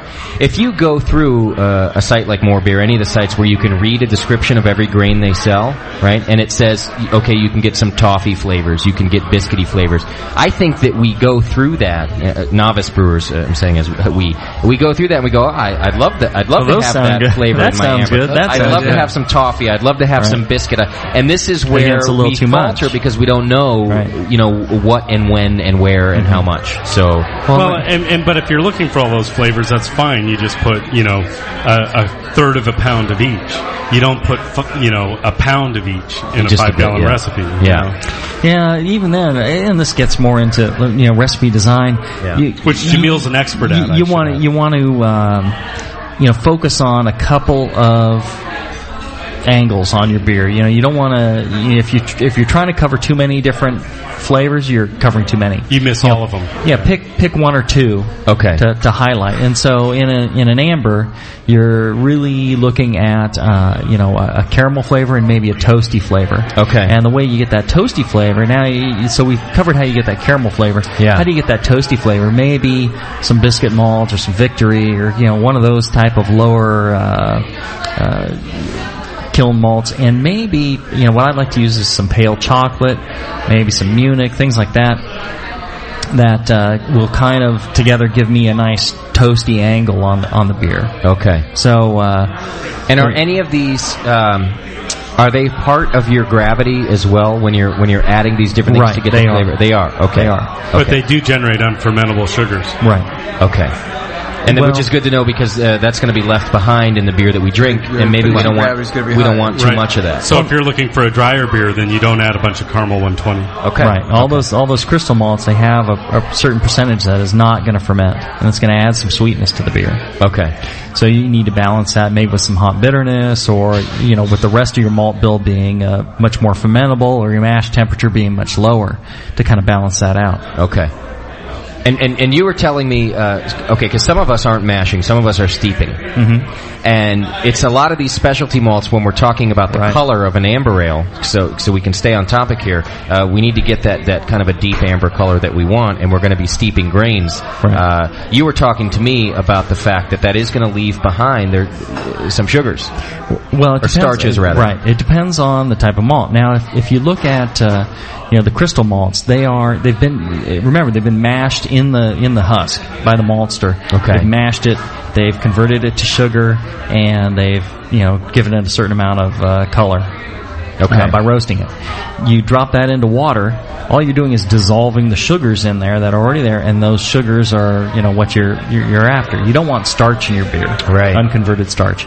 And what you're going to get from a lot of other malts, for example, if you're looking at the biscuit malts, honey malt, Victory, aromatic, melanoidin, all those malts, they need to be mashed. Just like Munich does and Vienna does. Those are not steeping grains. Okay. Now, a lot of people do, and the ones that I would say, don't steep, get an extract from Munich. If you're going to steep Vienna, skip the Vienna and use Munich extract instead. Because the flavors that you're going to get, you will get some flavors from them, but it's not quite right, and you're going to put a lot of starch into your beer. See, and this is what's the risk of unconverted starch? Well, I don't believe it 100%, but one of the things that people say is the starches in the beer are, a possible thing that contaminants are going to break down, and it tends to shorten the shelf life of the beer, things like that. Okay. Also haze issues. Haze as well, right. If you used enough. So, I think, and from my aspect, the bugs will eat the dextrins, just as readily as they'll eat a lot of starches, right? So, it doesn't really faze me one way or the other. But you don't want to put too much starch in there, and you want to, get the most out of those grains. Go ahead and do the steeping on that, and people have been doing it forever and making fine beer, but ideally, you want to mash those grains. So you want to get some base malt and, hold that in the 150s for an hour with a pound of base malt, and that'll help that convert those starches over. And I think this is and I don't want to gloss over this because I think this is the myth. A lot of times we're told to use steeping grains to get the colors we want, and we're told that's all it's going to do is give us color, but you're now saying that's not all it's going to do. On the very darkest grains, there's very little starch that's going to get converted anyways, because the starches have been cooked to a much darker color, and they won't convert anyways. Yeah. So those are a lot safer until you get down, in the chocolate range or so, or below that. Then it kind of, it's a sliding scale. There's no absolute cutoff. But all those lighter colored specialty grains, again, the aromatics, the biscuits, the Victory, all those things, a lot of them have some starches that should be converted. Okay, fair enough. Let's go back to the amber ales, and I want to talk about not only your homebrew, Jamil, but you guys, is it Tail Wagon Amber? Tail Wagon, yeah. So let's talk about the two. I like that you described the things that you're going for in an amber ale, because I think that's a great place for us to start. And like you said, you're looking for those caramel flavors, so you're talking about the crystal malts, and then we're looking for those roasty flavors. So, Colin, for example, what are you doing to your Tail Wagon Amber to get those characters? Well, one of the things we do is we like to boil in copper because we think it helps out those flavors. Okay. And one of the things that George Fix used to do is make sure there was copper in the boil kettle. Just like a piece of it or something? Yeah, literally just like a piece of half-inch copper pipe. Okay. Because that will help a little. It won't make the difference, but it'll help a little. Okay. And I like to use all the caramel malts in my amber. So I use C15, C45, C77, and C120, all in equal parts. Okay. And I use Pro Mash to hit the color. Why can't you just use one crystal? You could.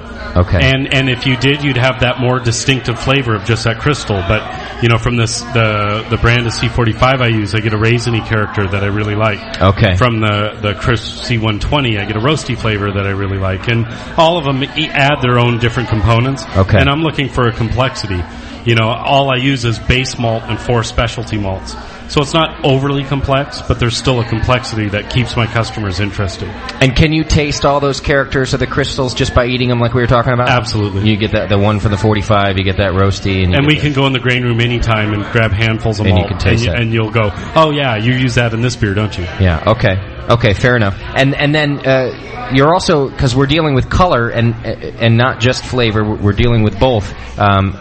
How are you calculating, how much? Is this Pro Mash? Okay, I use that's Pro what I Mash. want to know. This isn't some mythical thing. Nah. You're punching it into Pro Mash and figuring out the SRM. I am. Yeah. And you know what? The SRM, as long as my pH is within a reasonable range, is pretty accurate. It stays right if there. If you get your pH really high or really low, the SRM won't be accurate with Pro Mash. And Jamil, are you the same using Pro Mash to help figure? Pro Mash can't tell you the flavor, but it can tell you the color. So right, it can give you a pretty good estimate. Pro Mash or Beer Tools or any of those gives you a pretty good idea of what. And you can do it by color's hand. gonna be. It's not that hard. But the thing is, like any of these tools, you come up with a recipe, punch it into whatever tool you're using, they're all fine, and see what the results are. And if you say to yourself, well, that's lighter than I anticipated, then just make a mental note of it. And when Pro Mash or Beer Tools tells you it's 12 SRM, then you want it darker than that next time, and you wanted 14 or 15 or whatever. And when Pro Mash or Beer Tool says 14 or 15, you go ahead, brew it again, and you're like, oh yeah, that's exactly what I wanted. Okay. It doesn't really matter what the number is. It's just, you get used to using the tool. Okay. And I would feel negligent if I didn't mention that mash pH affects all of this. You start mashing in at 5.8 or 5.2, you're going to change the color of the beer significantly, even with the same ingredients. Darker or? The higher the pH is, the darker it gets. The lower the pH is, the lighter it gets. Okay. Doc, I know you want to jump all over that with water chemistry. I'm fighting. It's a whole other show that Colin and Doc are actually going to do water chemistry part 3 coming up not too long. Okay, what else besides crystal is in that recipe of yours, Jamil? In mine, I think there's pale chocolate and... which is a dark crystal, right? No, it's not. It's not a crystal at all. It's actually it's chocolate malt done to 200 love. So around half the color of... You're the one who got me started using it, and I love it. People are using it all over the place now. It's really become one of those malts that the manufacturer had canceled it, and it wasn't being made anymore. And then they said, okay, well, we'll make it for the breweries, and then... just everybody wants it, so now it's really going. Did you single-handedly save chocolate malt? I think I single-handedly saved That's awesome. malt. See, this is what happens on the BN. First I invented the internet, and then Jamil single-handedly saved chocolate malt. That's right. We really are saving the world one beer at a time here. That's obviously true. But that's a malt that you have to really use sparingly, right? I mean, too much of that, and you're going to throw your whole color and out of whack. In a beer like that, you're going to use just a dash. You're going to use maybe a 5-gallon batch. You use a couple of ounces, up to maybe a quarter of a pound. It'll in lower doses, it's going to give you a nice toasted type of character, and it's going to give you some redness to the color. Okay. If you get to too high amount, it's going to start tasting kind of chocolatey. All right. I kind of feel like I want to try this 100 grains eating. You got to thing. try it. It really works. It really works. I tried just eating 100 grains. I think. I want to do it on the show, like tonight. Okay. So if we're talking about this amber recipe, I want to go to break, and I'd like you to mix me your amber recipe. Could you do that? Do you have those grains? Absolutely. And mix me your 100-grain amber recipe, and I'm going to eat it. And I want to see, and then do you have the beer here too? I do. And I want to see if I can taste the beer in the grains. Because even as we're talking about this, I still think that myself and a lot of other novice recipe builders are going to have trouble deciding how much of each of these things to use. And I want to know if this 100-grain thing works. We'll do it. Have you ever done it? I have a lot, actually. I mean, am I going to look like a like it's like grains? I think it's his breakfast every morning. Galvin and the Chipmunks. Colin, what is it going to do to Justin? I promise you, I won't get him any more drunk than he is. Yeah. I mean, don't lace it with absinthe or anything. I just want I want to see if I can taste what your amber tastes like, because to me, if I really want to know what the recipe tastes like, and I think it's going to help out a lot. I think that Pro Mash is going to be great for telling me the SRM, but not so much the flavor. And I want to... The only thing you need to, I think, kind of adjust for between the grains is... the husk? Yeah, it's going to taste a lot like husk. Okay, but so it's you can mash a lot like the difference between breakfast cereal and beer. Do you think if I held it in my mouth long enough, I could mash at 98.5 degrees? All you have to do is chew it up and spit it out. Yeah, enzymes in your saliva will start to convert the starches. Spit into a cup. Right? As it goes. Yeah. And then it can ferment in my gut. So hopefully you just keep that in your mouth. Keep your mouth shut for a couple hours. I will. This is going to be the best show ever because I'm going to be silent for like the remainder. I'm going to be chewing on all these grains. We'll let Doc talk. Let Doc get into water. It's all Doc all the time. Okay, let's do that. Let's take a break, and you can mix me this grain cocktail. And then when we come back, we'll start talking stout too, because we can talk about different specialty malts that we have. Mix up a handful of stout grains too. Here, he's got the why not? Let's do it all at once, Colin. While we're at it, you're tuned to the Brewing Network. We're covering specialty malts and adjuncts, and hang in there. We got a lot more show for you.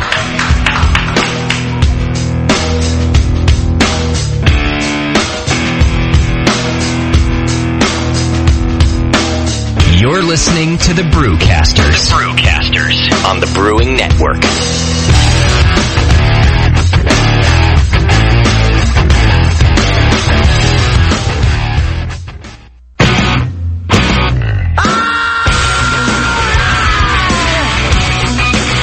Keeping the ass out of Brewcast. This is the Brewing Network.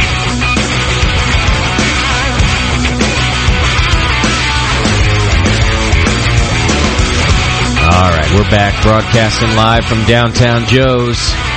Being served homebrew now, too. Colin's cool like that. You don't just have to drink Downtown Joe's beer. A lot of our listeners have been coming out and bringing us their beers to sample, which has been a lot of fun. And Sean Paxton right now is pouring everybody a beer. Sean Paxton's a weird guy. He came out here to visit us at Downtown Joe's, and he brought his starter with him. Like he couldn't leave it home alone or something. He felt it's like he couldn't find a babysitter, and he didn't know. He just cares that much for his beer. That he didn't want to leave it. He did look very proud of it. Leave it at home. This is 100. That's not 100. Colin has just handed me a tiny little. That can't be 100. Is it really? Whatever, just eat it. And now Jamil's touching them, and now I'm freaked out because Jamil's germs are all over my grains. And just don't let Sean touch it. Okay, so as I said, can I touch it too? Before the break, get out of here. Come on. I'm going to try. Stop not touching it. Now this isn't that much fun because I thought I was going to have like an overflowing mouthful of grain. Okay, but this is your amber recipe. In grain form. Okay, so Colin has given it to me. Chew it up and then see how much grain it is. I know. I'm probably jinxing myself here. Okay, and as we do this, we got Sean O'Sullivan at the microphone with us now, too, as we start to talk about stouts. I'm going to try this one, and you guys go ahead and carry on, and I'll let you know if Colin's right about his 100 grain rule. And if he's right... How long are you going to give him? This could revolutionize everything. This could change everything. Oh, it's Brian's rule. Colin wants me to know it's Brian Hunt's 100 grain rule. But I bet he does it every morning for breakfast. Yeah. Colin. It's probably healthy. This is... This amount of grain might do just as much for my hangover as the O2 bong did. Your colon won't know what hit it. No, I'm going to be feeling good after this. Yeah, she will. Don't look at me like that, Sully. Like what? Don't you ever do this? You taste your recipe? What's that? Do you ever taste your recipe? Like with the 100 grain rule? He doesn't drink his beer. He's like, I don't even taste my beer. Forget my recipe. Are we making beer at the Q&A still? Do we still do that? Okay. Why don't you guys go ahead and start to talk about stout and the different specialty malts in that, and I'm going to eat this grain. Carry on. Well, it depends on what kind of stout you're talking about. That is a lot of grain. A dry stout, for example. Yeah, it is a lot of grain. And I can hear you crunching. For example, let's look at something like a Guinness. If you're trying to reproduce Guinness, that's something a lot of beginning homebrewers want to do. And the tendency is to put in crystal malt and Munich malt and all sorts of other specialty grains. And the problem with that is those aren't the type of flavors you're looking for. What you're looking for there is the base malt and roasted barley and maybe some flake barley. It's a really good recipe, by the way. I just want to chime in there real quick. Go It's ahead. like you're having a snack over there. It's really a lot. It's like a granola bar, yeah. Yeah, right now it's like peanut butter. Yeah, I told you 100 grains is a lot. You want to see it, Doc? I feel like that dog going, excellent. Looks like Husky, chunky isn't peanut it? butter. And I want to drink, but I can't. So It looks like my tongue, probably what your tongue looked like this morning. So, Doc, when you brought up stout, so the key thing on a stout, you're looking for that really dry, dark, roasted, right, type of and flavor. not a lot of caramel, not a lot of sweetness. Yeah, like no caramel. Yeah, you basically want to have fermentables and roast. Yep. So you're gonna get a lot of people. They're looking at this dark beer, and they think they got to put a lot of stuff in it. Yeah, they think it's like rich and cloying and thick, and it's not. It's right. real thin and dry. So pretty much, like you said, black patent. Now, if you're making roasted barley, if you're making a imperial stout, Russian imperial stout, now you're talking about you got a lot of other flavors going on there. Giving it some backbone, some other things you're in the gonna middle. have some sweetness. You're gonna have other things like that. And generally, if you're trying to produce sweetness in a beer that doesn't have a huge load of Huge load of base malt, that's going to make it sweet. And because it's just the yeast is going to peter out and not be able to ferment it all, what you need to add is some sort of crystal malt. Okay.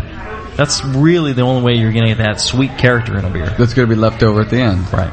Now, whether you want it caramelly or not, that determines whether you go to a darker color specialty malt or not. So I've just tasted the beer.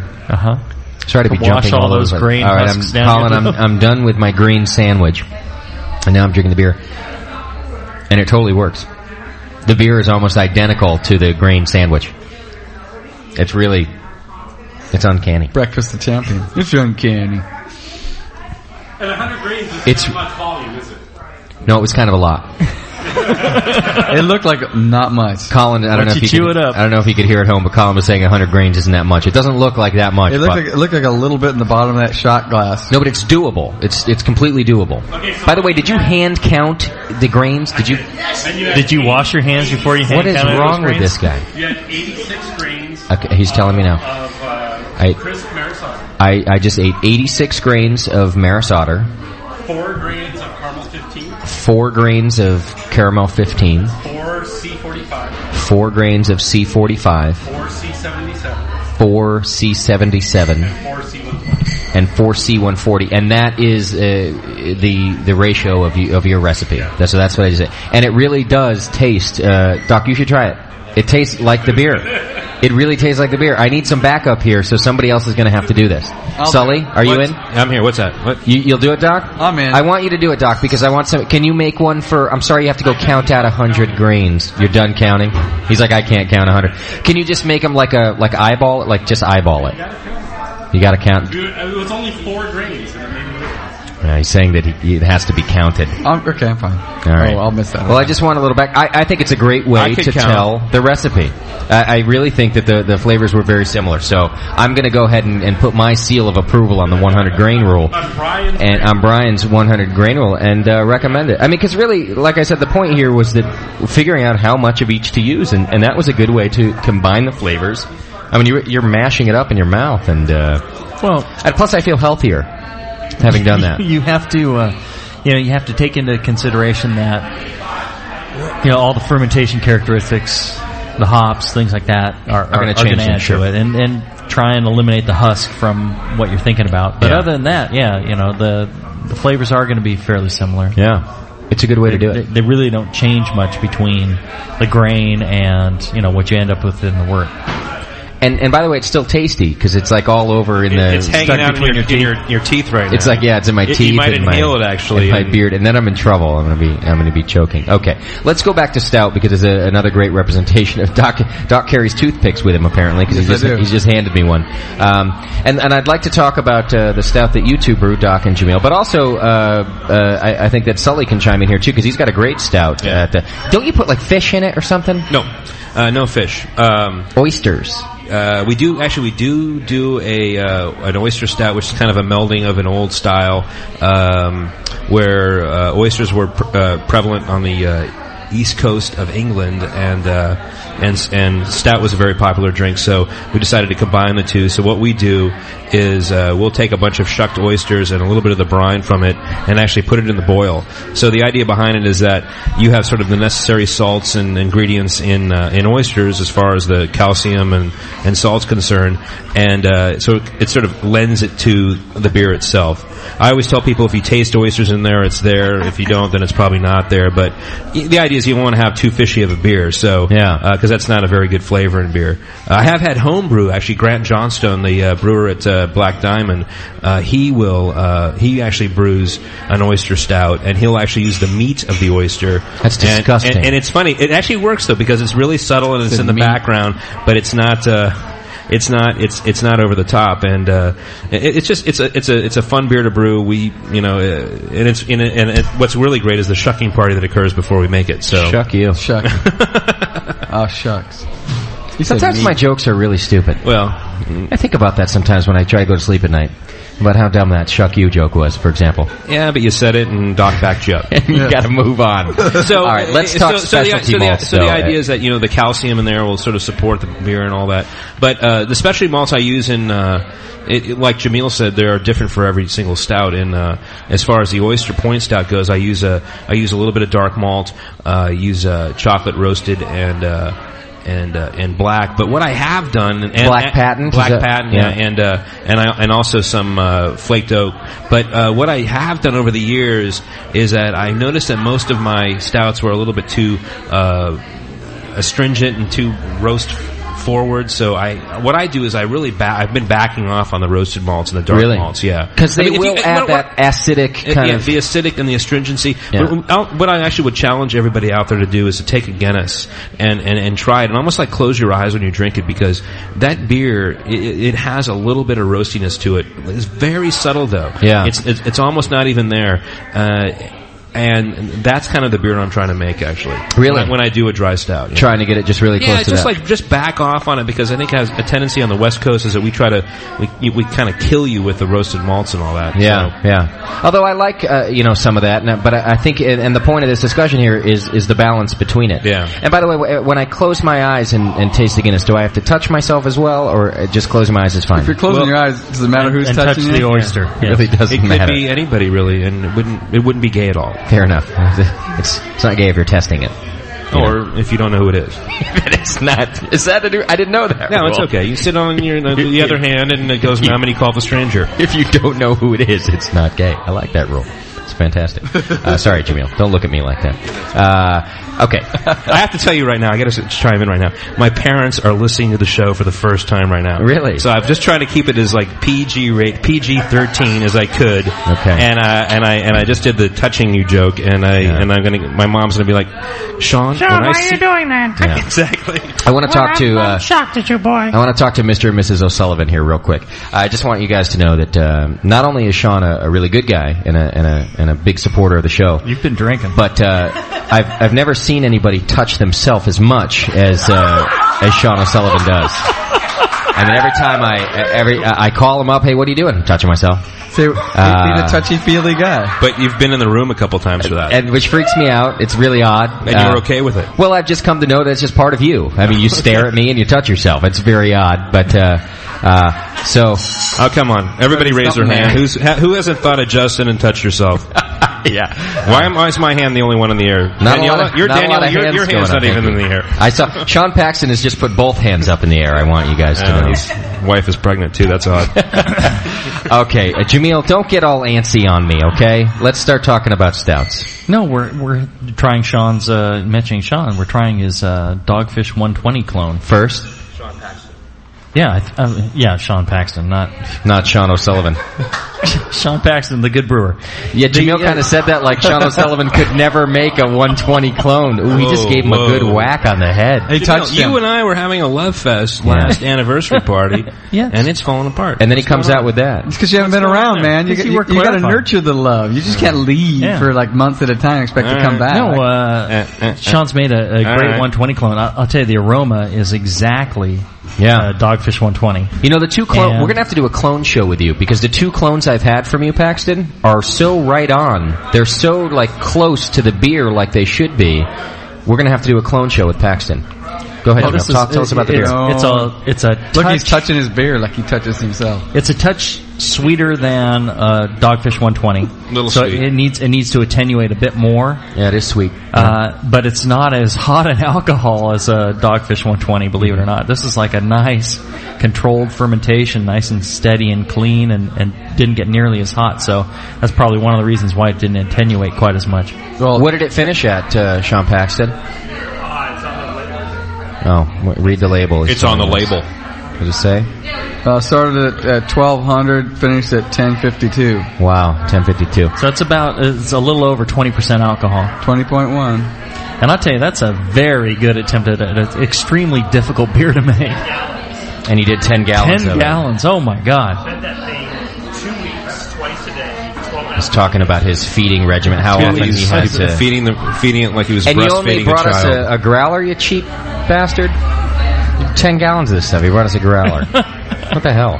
No, No, I'm just kidding. Paxton, this is a fantastic beer. And probably a good example of having to use specialty malts, too, to get some of the flavor. Or was it all base malt? And he's shaking his head at me. All Pilsner malt. 32 pounds of Pilsner and 1 pound of... English... And then all the sugar. English mild, I see. So the recipe's in one of the...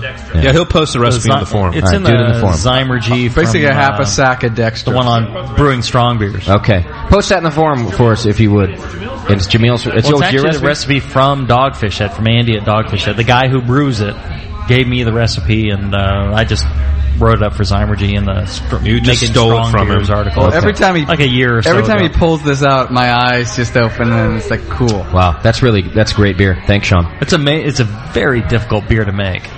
You know, to get something up to 20%. Yeah. You got to know what you're doing, and to make it this clean and this where it's not all fusily and like rip your head off. Yeah.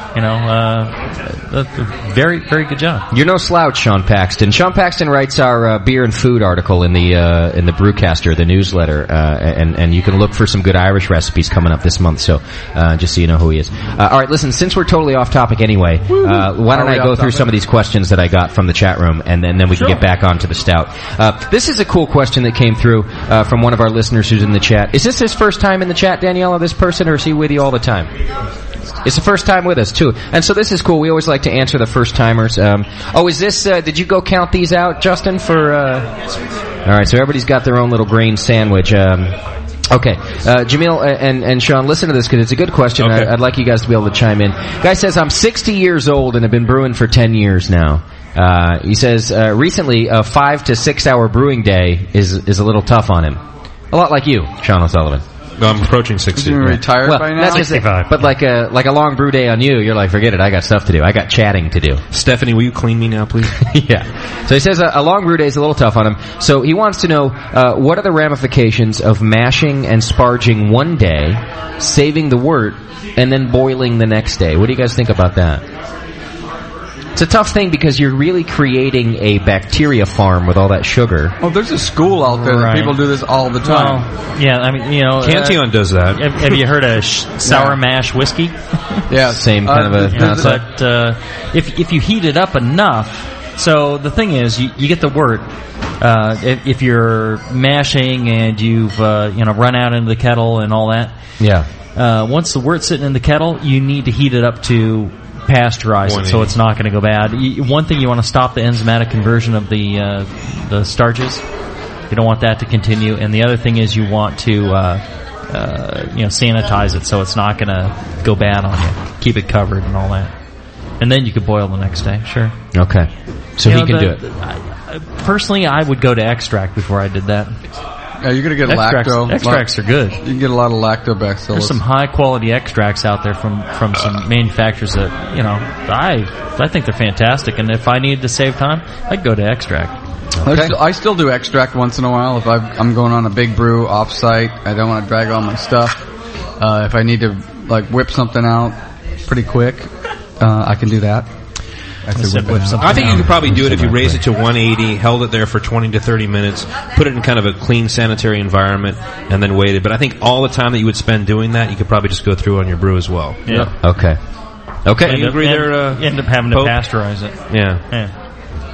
All right, fair enough. I got some other questions in front of me I want to make sure that we get through. Got a lot of adjunct questions, so we are going to be moving to adjuncts later in the show. Just hang in there. We're going to get to that. You guys ate your grain. And I've got some... Yeah, it tasted grainy. Did you did the grain, the 100 grain taste? And I haven't done it yet. Oh, all right. Now you have to taste the beer. So you've tasted the grains, and now taste the beers. And tell me, guys, if you think the same as... and Sully and Jamil are just now eating their grains. Nah, you're high. You don't think it's similar? No, well, I like the grainy taste because it's like cereal. You don't think that mouthful of grains tastes like that beer that you just sipped? No. You're insane. I'm moving on to the next one. It's a tad dry. Yes, Jamil's having really? You don't even think it's similar? Okay, it's similar. But so you're going thumbs down, and that's a way to taste what your beer is going to taste like. No, I huge grainy component to it, and I like that. I would eat that for breakfast. You got to have a little imagination. You got to look past that and think about the nuances of the flavor, and think if you then taste that in the beer. I didn't dislike that grain in my mouth. It tasted pretty good. I would eat that every morning for breakfast. Yeah, but it didn't taste like the amber that I think that Doc's high is what I think. There's just a huge grainy component to it that you have to eliminate from. But you can do that. Come on, you guys are elevated enough to eliminate the grain flavor and think about what's happening. I see it as useful. I would personally, you know what, cut back on the base malt and go with the specialty malts only, or just a portion of the base malt and the specialty malts. And I think you get maybe a better idea of what the specialty malts are going to do, because otherwise the base malt is kind of overwhelming. Well, I think that. I personally think, and I'm disagreeing with you, Pope, a little bit here. Thank God. But I think that you get an idea if something is more out of balance. if you made a stout or some sort of where the specialty malts or the adjuncts were a little bit too over the top, then you might have a better idea by doing the 100 grain Brian Hunt TM trademark. Don't steal it. Test, and I think that you might have a good idea. I think it's one of those things that could have. It's something that you don't want to, put all your eggs in one basket on. But I think it'd be part of kind of doing a recipe formulation. I mean, okay, that's what I think. What about? See, I do like Jamil's suggestion of maybe taking out some of the base malt, but then what I don't like is that that's not the full recipe. You're getting a fraction of the recipe. I'll give you one. It was very balanced.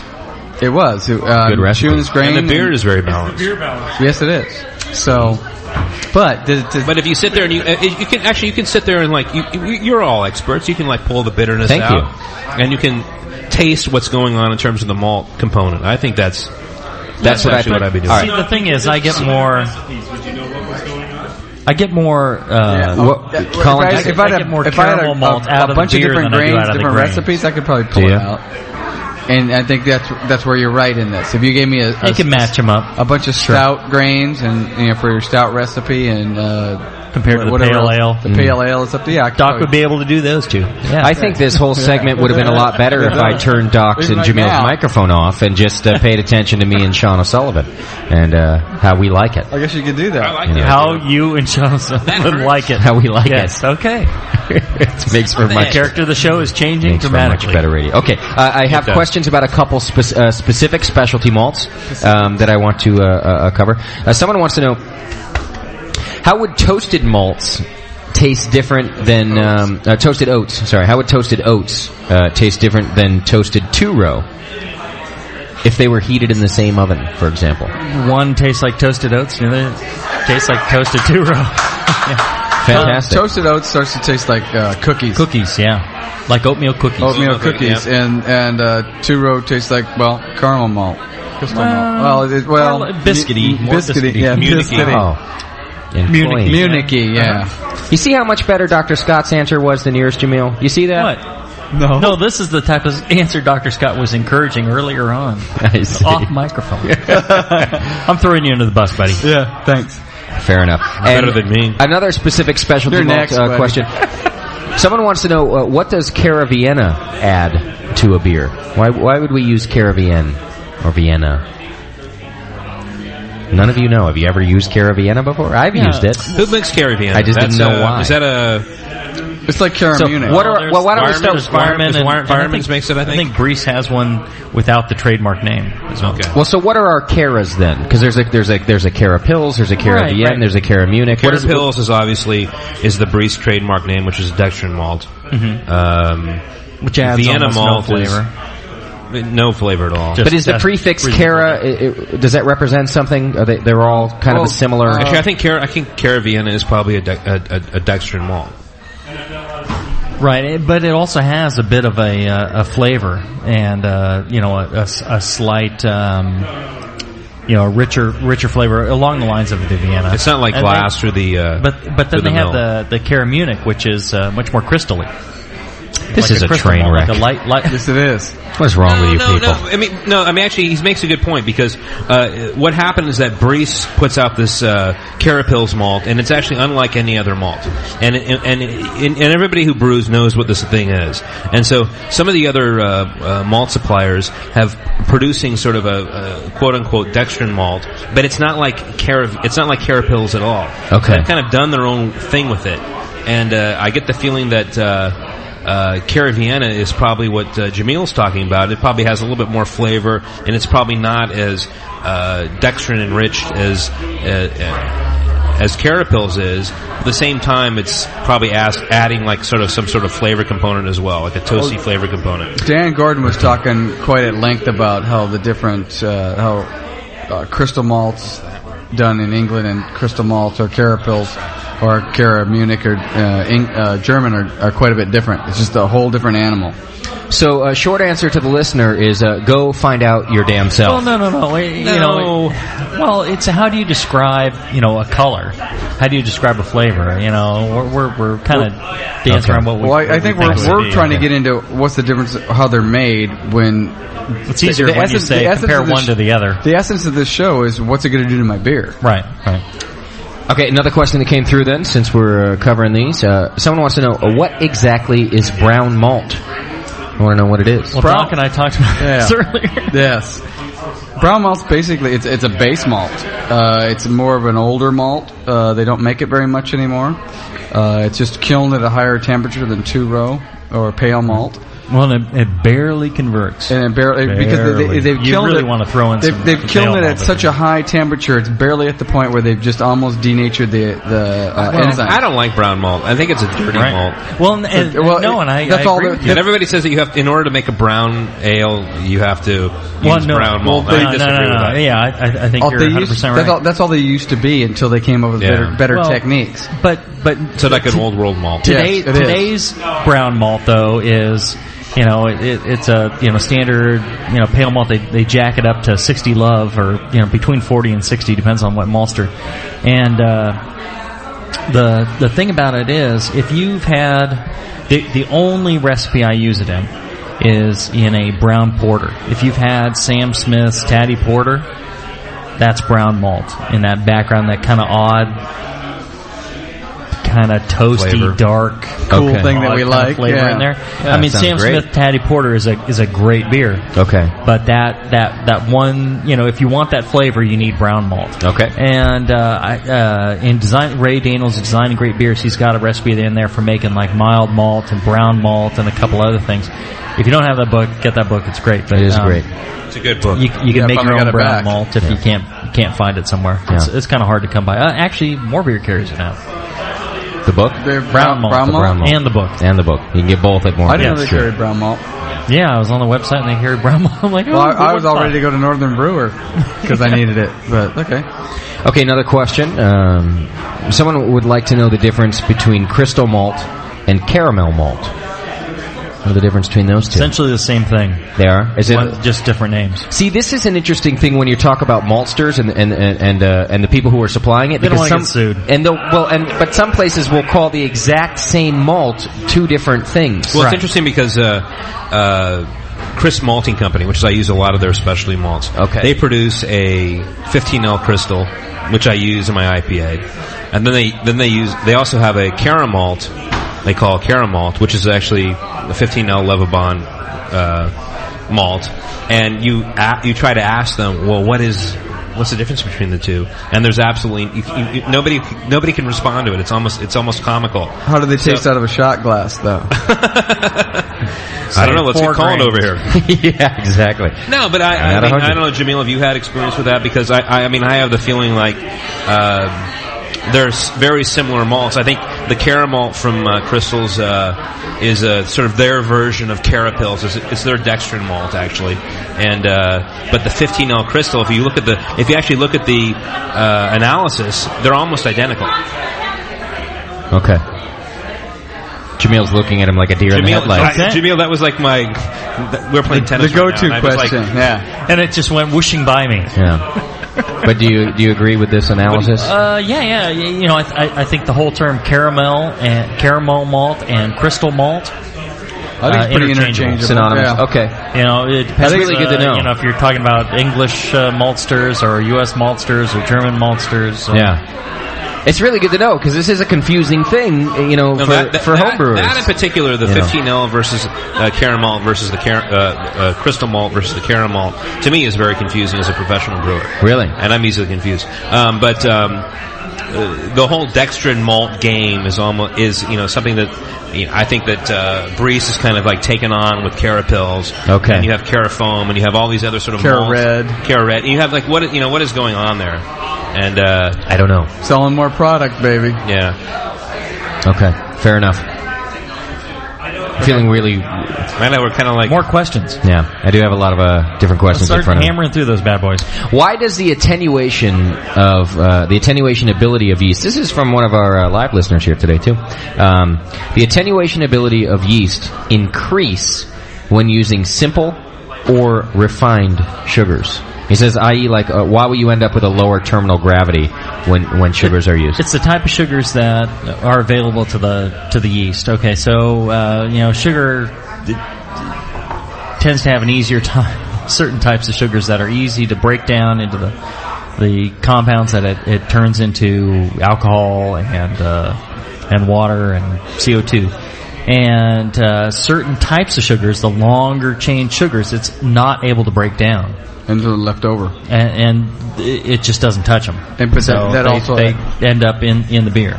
And it adds up. That adds to the terminal gravity. Right. Sugar. It still looks at dissolved sugar in that solution, whether it's long chain or short chain sugars. Right. And different lager yeast can break down some of the longer chain sugars, the maltotrioses. And ale yeast can't, so that's one of the differences between ale yeast. That's why it makes it a little bit cleaner of a beer, right? And it's able to attenuate a little bit further. Okay. So, the longer chain the sugar, the less it's able to break down. So when you go to a mash temperature, a low mash temperature favors shorter chain sugars. It breaks the starches down into the shorter chain sugars. The yeast are easily able to ferment those. That's why the beer ends up thinner and drier. If it's if you use a higher mash temperature, you end up with a longer chain sugar, the dextrins. That's why the yeast can't ferment it. You end up with a lot more body. Not really a lot of sweetness, but a lot more body. Yeah, which is what we were talking about in the IPAs. You got to use a lot of malt in there, but you want it to dry out. So you try to get the alcohol or the original gravity up with adding sugar to it, or just simple sugar, dextrose, sucrose, whatever you have, and will ferment it down farther and make it a drier beer. And you'll hear Jamil talk a lot about whether or not you have a more dextrinous wort or a less dextrinous wort, or even a more dextrinous beer in the end, or a less dextrinous beer. Jamil, it's a great descriptor of beer, and you'll hear Jamil say that, and that's kind of what he's talking about. Is these are residual sugars end up when he says dextrinous, it's because these long chain sugars are kind of left behind, and that's kind of what he's talking about. So you got a question in front of you? Yeah, I got a question from the chat room, actually, versus Dr. Scott. Does chewing on grains wear out the enamel on your teeth? Good question. Well, sure. Yeah. But so does like everything else, right? Well, you can always tell. I like the fact that the doctor was like, yeah, sure. Yeah. The one funny thing that's strange, they could always tell who was a peasant in Old World and who wasn't. Because in Egypt, especially, the peasants had a lot flatter teeth because their bread was always mixed with sand and other things. Really? But the people who had a lot of money, yeah, their not bread, a lot of sand. Their bread didn't have a lot of sand, so their teeth weren't as worn down. No kidding. Yeah. Wow. So as much as you use. So don't put sand in your food. So that $10,000 junket to Tahiti, actually, Doc learned something. Yeah. And by the way, if you're ever digging up dead people, you'll be able to know whether they were poor or not. Yeah. If you just how old they are and things like that. It's one of Sean's hobbies. That's a hobby. Yeah. What are you doing this weekend, Sully? I can't do the show because I'm digging up dead people. Yeah. I'm going to England, and they found a new field full of dead people. I'm trying to find out if they ate sand or not. Little carbon dating in your feature. No, that's too advanced for me. Okay. I think a lot of the other questions I do have are about adjuncts, so we're going to need to move on to that. I want to cover just because I said we do it, so I want to get to it. I don't want to leave people hanging. I want to cover these stouts. So really quickly, let's talk about either Jamil or Doc, your stout recipe, some of the specialty malts that you'd put in there, just real quickly. Well, we were talking about dry stout, then it's, roasted barley and, maybe some flake barley. And that's it. Okay, and that's it. And the rest would be like some regular, like a two-row. Right, because you don't want caramel flavors in. If you taste like a Guinness, there's no caramel in there. And people make a big mistake of adding caramel. I don't like dry stout, so I tend more towards an English or an oatmeal stout. Right, oatmeal stout. I really like oatmeal stout. You might toss a little bit of crystal malt, light crystal malt in there. I like chocolate malt in mine. Right. But in the dry stout, so you're really only going for color then with those specialty malts? Well, no. See, now the roasted barley, that'll add a dryness to the beer. Okay. The dry stout has a huge IBUs and has a lot of the astringency that dries out the beer. Okay. And not a lot of residual sugar. It's actually, when they say dry stout, they really mean kind of puckering. Yeah. And it's that dryness that comes from the roasted malt that really helps. If you suck on a charcoal briquette, which I've done before. I did that last weekend. Yeah. I mean, it's pretty I was arrested in Monterey for that. You look like Al Jolson. Yeah. And okay. And then so if we're talking about then like an oatmeal stout, something that's a bit sweeter, then what are those specialty malts that we're using? Well, you might throw in a little light crystal into that. I don't make the oatmeal stout very sweet, but you would throw in a little light crystal to give some residual sweetness. You throw in some oats, obviously, flaked oats as well. Okay. And if Sean O'Sullivan is throwing fish in his, is that an adjunct? They're not fish. Is that a specialty malt? Bivalves. Are oysters a specialty malt? I think the only reason he throws it in is he likes saying the word bivalve. He does. It's got kind of a he likes that, and he likes neophyte.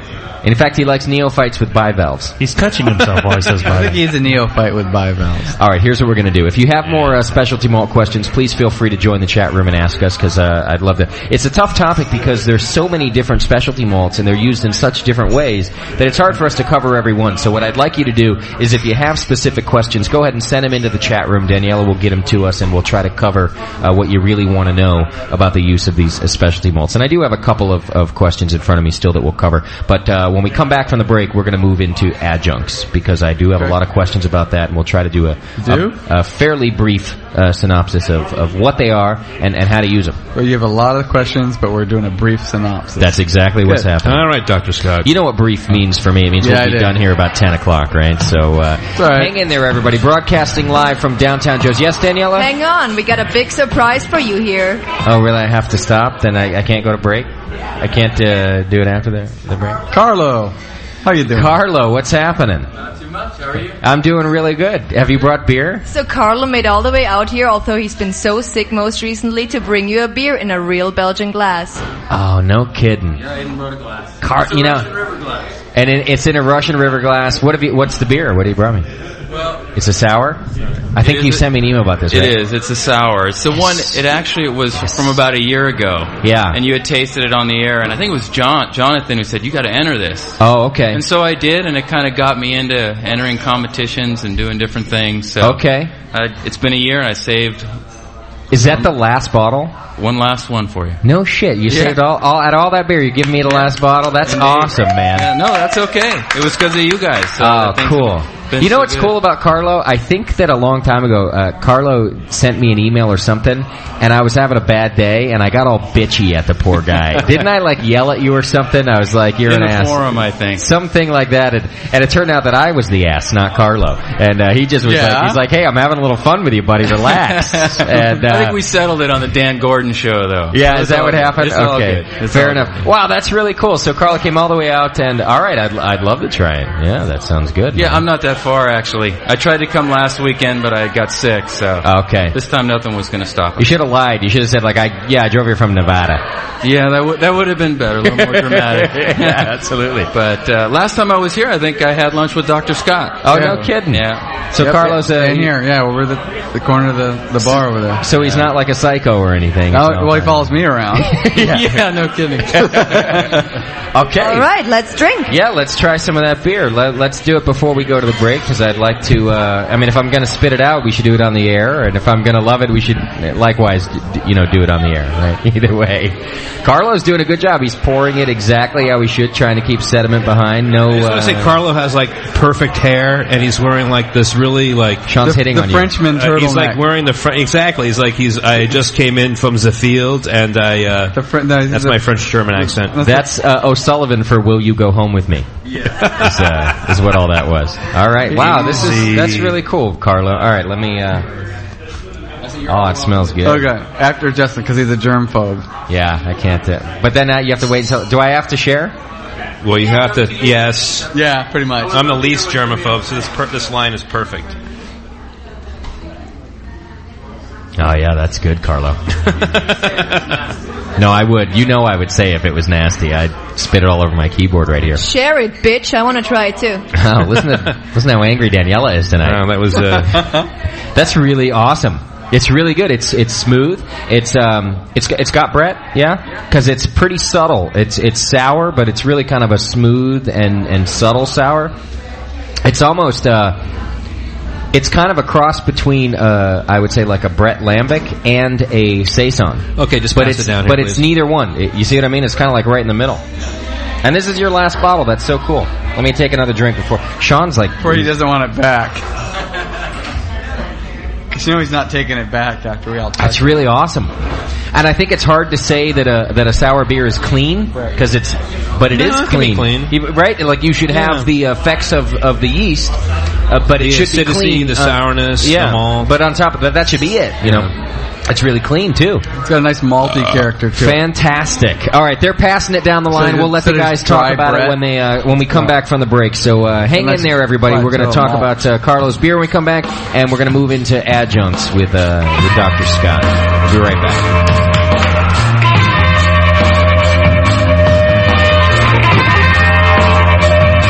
You're listening to the Brewcasters on the Brewing Network.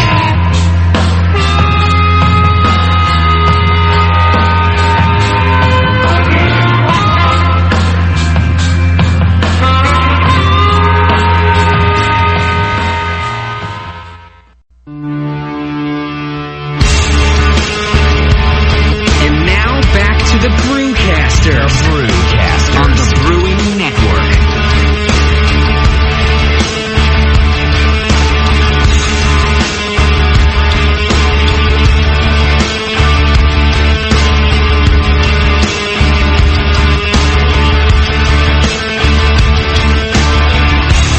I have no less than 5 beers in front of me. It's really unbelievable. I've got 2 of Sean Paxton's beers in front of me.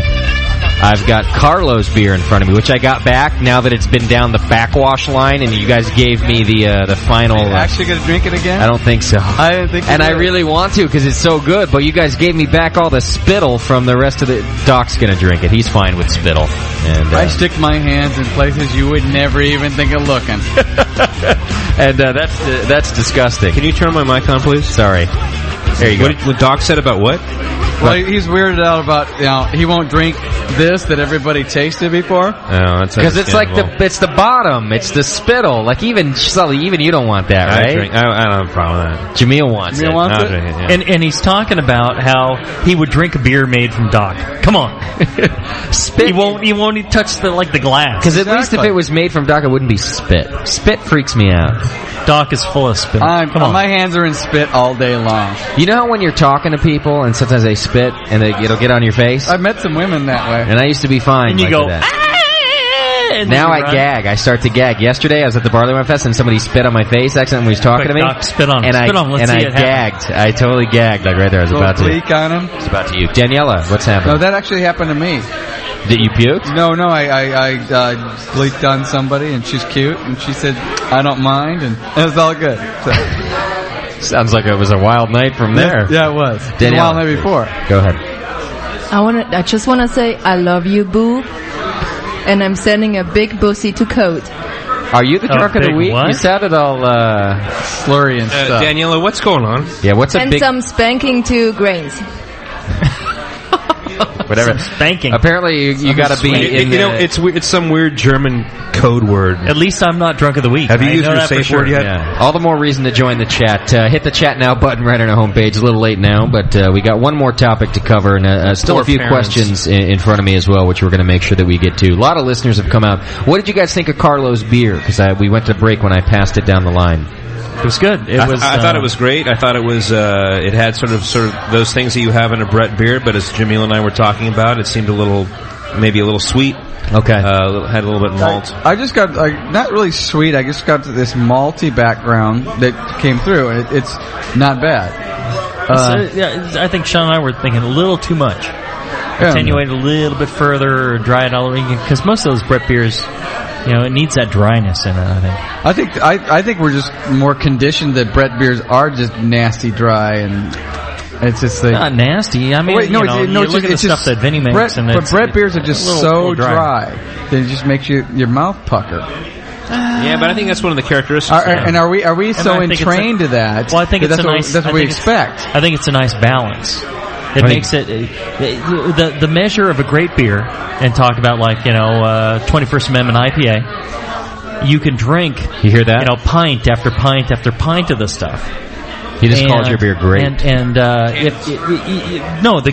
Seriously, the great beers out there are the ones that you sit down and you can have a pint, you can have another pint, you can have another pint until you drop dead on the floor. And you will. You would just be like, oh, I gotta have another.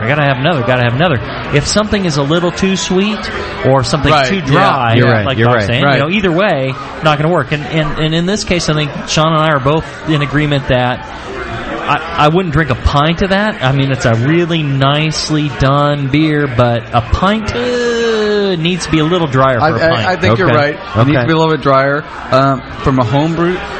I think it's spectacular that somebody homebrewing's making something like that. I've tasted some people that have tried to do that homebrew and just sucks. Like, try my sour beer, and you're like... We've had some very impressive beers here. Yeah, absolutely. A good perk of the BN, and maybe a part of the growth of the BN is our listeners hopefully are improving along with us, so we really have.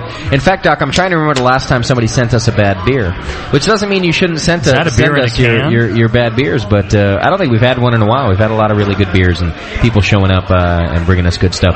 I've got a bunch. A few of you have sent us beer in the mail. I have it in the fridge at home, and when we're back in the studio next week, we're going to do some tastings. And Jameel, one listener in particular sent some beer, particularly for you. He really wants you to try it, so we're going to do that next Sunday as well. Okay, why don't we start talking about adjuncts? And we already started in the beginning of the show that they're basically they're sugars that don't come from malt. They can be corn, they can be rice, they can be corn sugar, they could be molasses, they could be any kind of these adjuncts where you're looking to increase the gravity and sometimes to leave behind some flavors, but most often to actually increase the gravity without having residual flavors. And I do have some questions about that, but now I want to start with Sean O'Sullivan. You're a commercial brewer. Yeah. A lot of people go, okay, Anheuser-Busch, the adjunct, brewer kind of thing. And so they might think that craft brewers, shouldn't use adjuncts because they are thinking of this Anheuser-Busch thing. Do you use any kind of adjuncts in any of your beers? Because I want to talk about that. Well, I use oysters, as you pointed out. That's right, yeah. And I do use flake barley. But there was a beer that I made at Steelhead Brewing Company, actually. It was a pre-pro beer, and I used probably about 10% to 20% corn, flaked corn, and that the whole idea behind that was to drive the alcohol up and leave the body alone. And the thing about it is that we fermented it. The pre-prohibition style beer was basically sort of a hybrid beer in a lot of ways, where you used an ale yeast, you handled it. You fermented it as an ale yeast, and then you would drop it down, and there's significant chilling or cold lagering, actually. But it would still ferment? Yeah. Okay. Well, so we fermented it warm and then crashed it down. Okay. And I had a lot of response from the home brewing community that it was like, wow, this is great. This is a great pre-pro beer. And so that's an opportunity, actually, for that style to use flaked corn, and that's what I used. I used flaked white corn. I think it was from might have been from Breeze, actually. And was there no residual flavor that came out of your use? No, not at all. It was a fairly light beer. I think it started around 11.5 Plato, and dropped down to maybe 2.5 to 3 Plato, and we kept the hops way down. And the idea was to sort of mimic a lager, because I was using a fruity English strain, yeast strain, fruity, yeah. And but because of I think the long aging time, that it came across as being had like a lager tendency. Was the strain called Castro? Was that the yeast strain? I don't know what you're talking about. So one of the things, though, if as a home brewer, if you're looking at adjuncts as a negative thing, something that you wouldn't use, it would be like an artist not using the color white. Okay, or pink, for example, or using a thinner to mellow the colors. So it's just another tool in the arsenal. It's another color in the palette, and it's something you need to understand what it does. Help to dry out the beer, provide the alcohol without a lot of flavor. Again, critical in something like a double IPA. Yeah, you cannot make a good double IPA without having some sugar in there. Yeah, we had dextrose, actually, and that's because you need to have a big-bodied, kind of a sweeter malt backbone to cover the hops. No, not too big. Okay. No, I see. Yeah. You want to get the fermentables in there because you don't want to create too much of a body in the beer. Okay. You want it to burn clean or ferment clean, like Jamil was talking about. Okay. You need a high attenuation. Yeah. You need to push your yeast to go much further, because if you're providing all maltose in the beer, it's going to get to a certain point. The yeast that the attenuation percentages, they're on a typical wort whatever. And let's say you're looking at Cal Ale yeast and it goes in in the mid 70s. If you want to push that up into the 80s, you need to provide simple sugars that it can easily chew through and get to that point. Okay. So you need a lower mash temperature, you need some simple sugars, and that's why you have to add this simple sugar. Same thing goes for a lot of Belgian beers. Those tend to be high alcohol beers. Yeah. If you do not add simple sugar to them, they become cloyingly sweet, and they're not good beers. Okay. You have to, my favorite adjunct is, your mother. Is just plain old table sugar.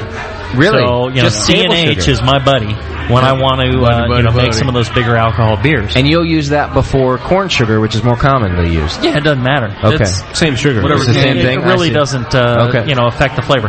You don't want to get to past 30%. You can go up to 10%, no problem. It's not going to affect the beer. You go 20%, it starts to be borderline, and you get to 30%, you're going to kind of notice the flavor difference. I did have a question come through about that. Was what percentage you could add before you are going to see the. Well, there you go. Yeah, I'm fantastic. Well, a lot of times, Grandpa's bathtub beer was 50% sugar. Right. Too much sugar is going to be a bad thing. Okay. Dr. Scott, what's another example? They mentioned IPA, like a double IPA. What's another example of a beer that you... I just recently, I brewed, I started out with, basically I was going to make a cream ale. Cream ale has corn maze in it. Okay. And I split the batch, and I did cal ale yeast on half of it, and the other half I did lager yeast, American lager yeast. They're both about the same kind of grist, about 18-20% flaked corn. Okay. And the rest was all Pilsner malt. Totally different beers. I mean, one I fermented at 48, the other one I fermented at about 64. One was a great cream ale at 64. It was really great. Head and above it was the lager that I did. Okay. At the 48, 50 degrees. It just lightened the whole thing. Did it taste like a Budweiser? No. Yeah. It tasted like an awesome homebrew, a really light, awesome homebrew that you could get anybody to drink. Okay. So here's my stupid question of the day, because that's my job. When we're talking about these adjuncts, are we putting them in the mash, or can we just throw them right in the kettle? Why would I throw the sugar right in the kettle? Sugar right in the kettle. Sugar right in the kettle. You can put the sugar in the fermenter if you want. But some of those adjuncts, they're starch. Yeah. And they need to be converted in the mash. That's why, as an extract brewer, you cannot take flake corn or flaked oats or flake barley and put them and steep them in your extract brew. Okay. You're just adding starch. They need to be converted. They need to be converted. Yeah. So and they don't self-convert. No. So they need to be put in with something like a two-row that has the enzymes to convert it. No, they haven't been mashed. They haven't been malted. So we haven't started their own enzymes in itself to be there when you want to mash them. Okay. So we have to put them in with something else that actually has enzymes in it already. Someone asked if oak is considered an adjunct. No. And it's not. Oak is really it's a flavor profile more than anything. Yeah. Okay. So you're imparting some things. It's not something. I feel like adding that might actually a spice. Maybe we need to define adjunct better. Adjunct is a fermentable. It can be a fermentable. It can be converted. So it can be fermentable in the form of like table sugar or dextrose or whatever. It could be a starch like a handful of flour or cornstarch or flaked oats or something like that. Okay. Now, what about if it's we're doing non-barley addition to the beer that adds something. Eventually adds sugars. Or maybe a non-malt addition. And is fermentable. Okay. It goes through a process. Eventually it's a fermentable. Okay, so that makes me want to ask, non-barley fermentable. If we're doing, say, a mash of a fully wheat beer, an all-wheat type of beer. Wheat wine. We want to use rice hulls in our mash tun so that we don't get that compacted thing. But rice hulls is not an adjunct, is it? It's just it's a filtering aid. It's a filtering aid. That's all it is. It's just husk material. But rice itself, if we were to put rice into our beer, adjunct. That is an adjunct. Because it's got fermentables. Yeah. Okay, so that's kind of our key difference there, is that, like you said, Jamil, eventually it will add to fermentables in the beer. Right. If one way or the or it's another. a non-barley-based fermentable. Okay. Would be adjunct, I guess. Okay, fantastic. And trying to come up with a good definition. I know, it's hard to be just real clear and concise. Never really thought about that. it, yeah. Okay, and then could you just one more time give us the percentages that you could use up to before you start having adverse effects in your beer? That depends on your base malt. Well, it depends on the adjunct. This also goes along to this question here. Which is? It has aren't Bud and Miller 30% adjuncts. Well, but it depends on what the adjunct is. If it's table sugar, you need to limit yourself to 10-20%. If it's rice or corn or oats or whatever, you can go much higher. For example, I just made a dry stout using 20% flake barley. It's no problem, you're not going to notice any sort of flavor problem with that. Same thing, with flaked rice, flaked corn, any of that stuff, or rice or corn. Okay. So you can go much higher on those. The issue is, on something like that, if you're going to go 30% corn or rice, you need a high enzyme base malt. So Colin was one of the talking reasons why you use 6-row malt has Right. a lot of enzymes. Colin and was is able to talking about the convert. DP or the diastatic Right. power of it, and 6-row has a lot more of that. Right. You could go 50-50 with 6-row malt and not have a problem. And it's said that that's one of the reasons why Bud and Miller kind of went to Adjuncts, because they were having to use a lot of 6-row. It has a little bit of a more husky flavor to it. It's a little bit more grainy, and they wanted to cut that back. It's also cheaper. And I also think that there's a lot more corn around, a lot more rice in that belt there. There's a lot cheaper, and malt is expensive. So they want to cut that back. Sure. So it had to do with Well, it does a couple reduce of the different flavor. I mean, you end up with a very low flavor beer, which is one of the things that they were trying to do. Yeah, and that is the goal. They're doing it on purpose. They're not like screwing around here. Right. They know exactly what the hell they're doing. Yeah. So they're not idiots. They do it because that's Anheuser-Busch sells 50% of what everybody drinks. So, That's right. They're doing something right. No dummies. Right. Scantily clad women in the advertisement. I don't think that'll. And you got to be smart enough to put them up in that ad. Yeah. A question that came through was, what about using invert syrup to kick up the gravity? And I don't even know what invert syrup is. I don't think the whole reason, the whole invert thing. What is it? I don't even bother. The invertase that, what happens is, yeast itself will invert the sugar. Okay. So there's, I guess if you're, it's one less step for the yeast to do, but I don't see it worth the trouble. If you want to do it, a lot of the English brewers will use like an invert sugar as part of their process, but as far as flavor or taste goes, I don't think it's an issue. And just pitch a nice, clean, healthy yeast, and adequate amount for what you're brewing, and you're fine. You don't need the invert sugar. They think it works. They think it makes the yeast work less. Right, but not really. Flavor profile, I don't think you're going to get anything different. If you're cooking it yourself, and you got to add acid, you got to do all these things, and then I guess it doesn't really cost you a whole lot more to do it. If you're buying it, forget it. Don't screw around. Just use table sugar. You're fine. So somebody's biting me. It's getting weird in here because Sean's looking at you like you're a steak. Sean's here. And he's starting to bite you. Weird. And Danielle is making weird faces over there. So tube in her mouth. Invert sugar. Don't bother with it. Okay. You can't. You don't need it. If it makes you feel good, go for it. But there are better alternatives. Well, it's a simpler alternative. Use your time and your money for brewing more batches. Okay. All right. Listen. Here's what's going to happen. It's getting crazy in here. Actually, I have to tell you There's something. There's a lot of people hanging out. If you ever listen to the show, you know when Justin is wants to wind it up. This is when he says, "Okay, listen." All right, listen. What's happening? Everybody around me is getting out of control. Yeah, I'm going to lay down the law right now. I think people are going to get hurt. Listening to us. Yeah, I'm going to get sued. I think it's time to shut it down. Jamil, it's all going through his head. See, the police will be here in any Somebody's going to cough on me. Somebody's going to talk to me, and spit's going to fly out of their mouth and hit me. I need to go home. When I say okay, listen, everything that Jamil just said is what I mean. And I say it in those two words. And he says, but those are the sentences I mean. Here's what I'm going to do. I'm going to throw at you the questions that I have in front of me. And then we're going to wrap things up, and we're going to keep drinking out here at Downtown Joe's. We're going to have ourselves a good time, and I hope you folks at home are going to have yourselves a good time as well, just without us. So here's a couple of the questions I have, some random things. Random. Okay, let me hit this one here. Because, invert ferment completely. Well, the yeast have invertase in them, and they will invert the sugars. So they'll break it down. It's really not an issue. Again, you don't need to do invert sugars. And actually, you're going to end up with no difference. Justin's the sugar dude now. So I am the sugar dude. You want me to answer this? Yeah, answer this.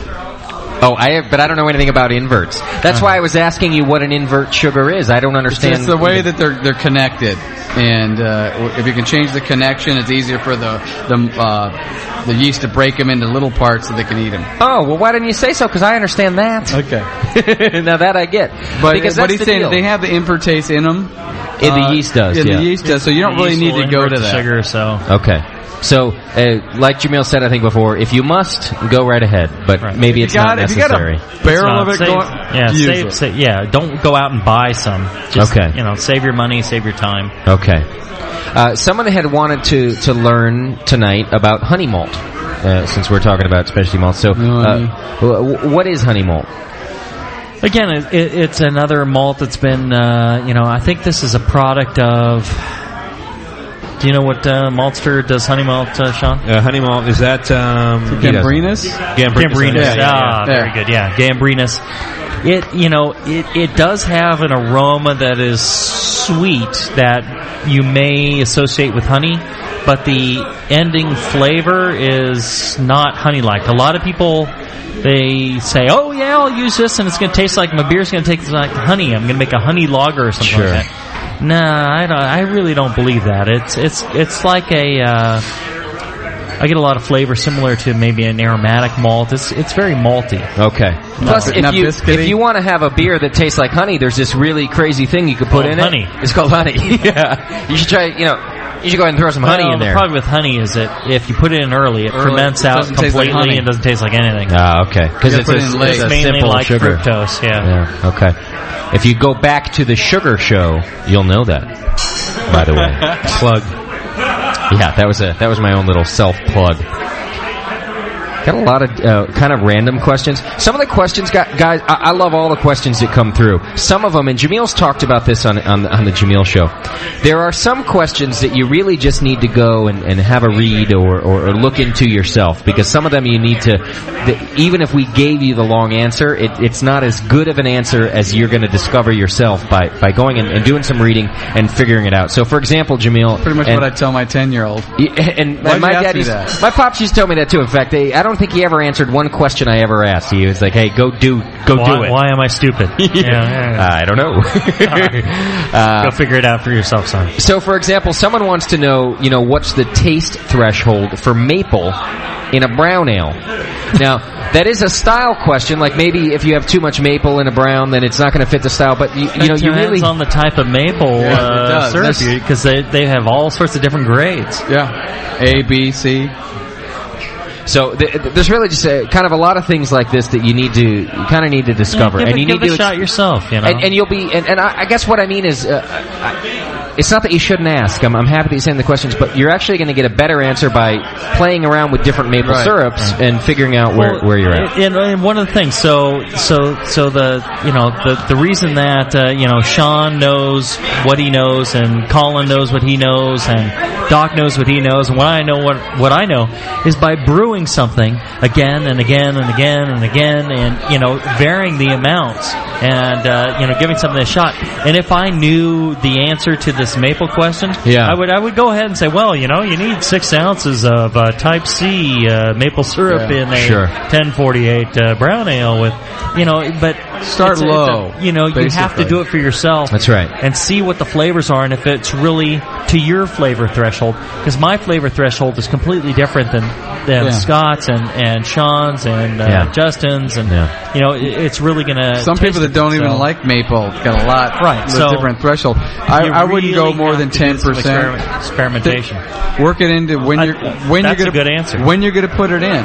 You're going to put it in the boil. You're going to put it in the fermenter as secondary. Secondary. It's going to come off a little more maple flavor. Each of those, it's going to be less and less needed. Start low, as Jamil always says. It's easier to put more in than to take more. Take it out. So I would start at 10% of your fermentables. Yeah, but it really depends on when you're going to put it in, and what type of maple syrup it is, and what type of maple is it. Grade A, grade B. There's a big difference in the flavor of those two. Here's another question that is similar, although we might have a very short answer for you. But this is one that you should try it yourself. Someone wants to know, how does Munich malt taste different than Victory malt? Well, I'm going to say, taste it too. And couple of grains side by side. It's the easiest way to tell you. But maybe we could give a very brief... Jamil, what do you think is the difference between the two, the Victory and the Munich? Can you think off the top of your head? Victory's a little more intense, if you ask me, and Munich is very Munich-y. Munich is as stupid as it sounds. Munich is a very distinct flavor. It's like malt, a toasted pale malt. That's actually the best thing about Munich, I think, is how distinct it is. There's no substitute for Munich malt. I get Victory as more of a if you're looking at Munich, it's going to be a sweet caramely almost, and as opposed to a Victory where I'm going to get more roasty toasty out of it. When you're comparing the two, but if you took one by himself, you're not going to get that out of it. Yeah, you got to really try it side by side. Victory's much more intense. Yes. Than Munich malt, and you got to do it side by side. You can't take Victory's one. what 28 Lovabond or. Trying to think here. Yeah, about 28 Lovabond. And most Munich malts are going to be, from 6 to 20. Yeah. And most Munich that you're going to find at the homebrew shop is going to be 8 or 10 Lovabond. Sully has to pee real bad, so we're going to go ahead and wrap this up here pretty soon. We're still going to... I wondered why he was squeezing himself. Colin Kaminsky is going to have to get up here soon because we're going to do Stump the Brewer before we go. Let me throw this question at you. All short answers from now on, folks. What is de-bittered malt? Malt that has no bitter. Well, moving on. On the highly roasted malts, there's no short answer, I'm sorry. On the highly roasted malts, when they remove the husk, something like Carafa Special, there's also some other de-bittered black malts or roasted malts. Yep. Other companies make them. And so they remove the husk and then they roast them to whatever temperature. And what happens is it's not quite as astringent and dry and roasty, and it's not as coffee-like. It is a much mellower flavor. So if you want to color a beer with a de-bitter and not provide a lot of roasted stout-type characters, use a de-bittered or de-husked or Carafa Special. Those are all synonymous? De-husked is synonymous with de-bittered? Yes. Okay, fantastic. But if you're doing a German beer, please, for God's sakes, use Carafa Special. Please. Yeah. Okay. It's just the right thing to do. It's the right one. In fact, even think about anything else. If you designing great beers is great because for several reasons, but one of the things it says is if you're trying to recreate a style from a region, use the grain from that region. Yeah. Sometimes you can go ahead and do whatever, but. And we don't have to hurry anymore, by the way, because Sean O'Sullivan just wet himself in his pants, so we don't have to hurry up and get done. He's just wet himself. He's just pulled everything. All right. Colin Kaminsky, come on up here because we're going to do Stump the Brewer. Sean O'Sullivan, hurry up and take that leak you're about to do. Because we're going to play Stump the Brewer. Before we do that, one last random question that came through. How long do I need to lager a bock, Dr. Scott? You're the lager master. Another one of those questions, do-it-yourself type of question. Figure it out. Is there a general rule? Okay, our Doppelbock. I gave it to you at 4 weeks after lagering, and you said, it's okay. Yeah. And then I only gave you one of the kegs. Bastard. For a reason. Selfish bastard. Well, part of it was to I knew you'd taste it the whole way through. Greedy bastard. And about 2 weeks after that, I thought it's getting better. Yeah. 4 weeks after that, it's getting a lot better. Yeah, I'm all out now. And now he's all out. And what was the best pint you had? That last one, it was really good. The last freaking pint. And it was probably 8 weeks old, I think. 8 weeks that I had it. Okay, the brewer's rule of thumb is with any lager, 1 week per degree Plato. Okay. And okay. That's the brewer's rule of thumb. Good rule. A lot of it depends on how clean fermentation you had, how many bugs you got in that thing, no temperature, bugs. a lot of different things. Keep tasting it, tiny bit every month or so, and not like every hour. And there'll come a point where you'll be going, it's good, it's good, it's good, and you can go, oh my God, this is fantastic. And when you reach that point, that's how you're long. done. That's how long to lager a bock. Because it's going to get worse. And then you got to exactly like Colin was saying, you got about 2 weeks to drink that. Throw a party, but it's also the last pint. Okay. Oh my God! And it depends. If you're Justin, then it's that's why I never reach that point. I still have 2 more kegs of it. If you're me, you go past that point, and then like a couple of years later, you're going, that was really good a few years ago. And now it tastes like sherry. Yeah. Do I get another keg, Doc? Yeah. Sweet. All right. Do we have Stump the Brewer questions, Danielle? You getting those ready? Sean O'Sullivan, we're going to need you up here because we've got really, like I said at the beginning of the show, we have an esteemed panel of guests here. We've got a lot of brewers and people who know what they're talking about, and and then me. But before we start Stump the Brewer, can I apply for Drunk of the Week? Really? Not even close. Colin, you sound the same right now as you did in the beginning of the show, but you're feeling it, huh? Yeah. You want to go back and hit the O2 bong with me? Couple well, more I don't beers, know. you might be close. We won't do few any good shots till of Patron, tomorrow. maybe some absinthe will be good. You're nowhere near where I was the couple weeks You ago. know, Colin, I haven't had your absinthe in a long time. Someone tell Sully to pull up his pants. He's Look at that. Hey, Sully, oh my God. Oh, Jesus. Get the hairy crack. You wish for plumber's crack after something like that. Yeah. Somebody have a full lighter I moon can out, burn my baby. eyes out with. all right. You can't look at these, Doc. You're part of the Stump the Brewer I thought we were panel. only stumping him. Oh, we can huddle on this? Yeah, we're doing a group Let's panel. huddle and stump. You guys are brewers. Okay. I don't know. What are we going to give away for this? We giving anything away? Doesn't matter? Okay.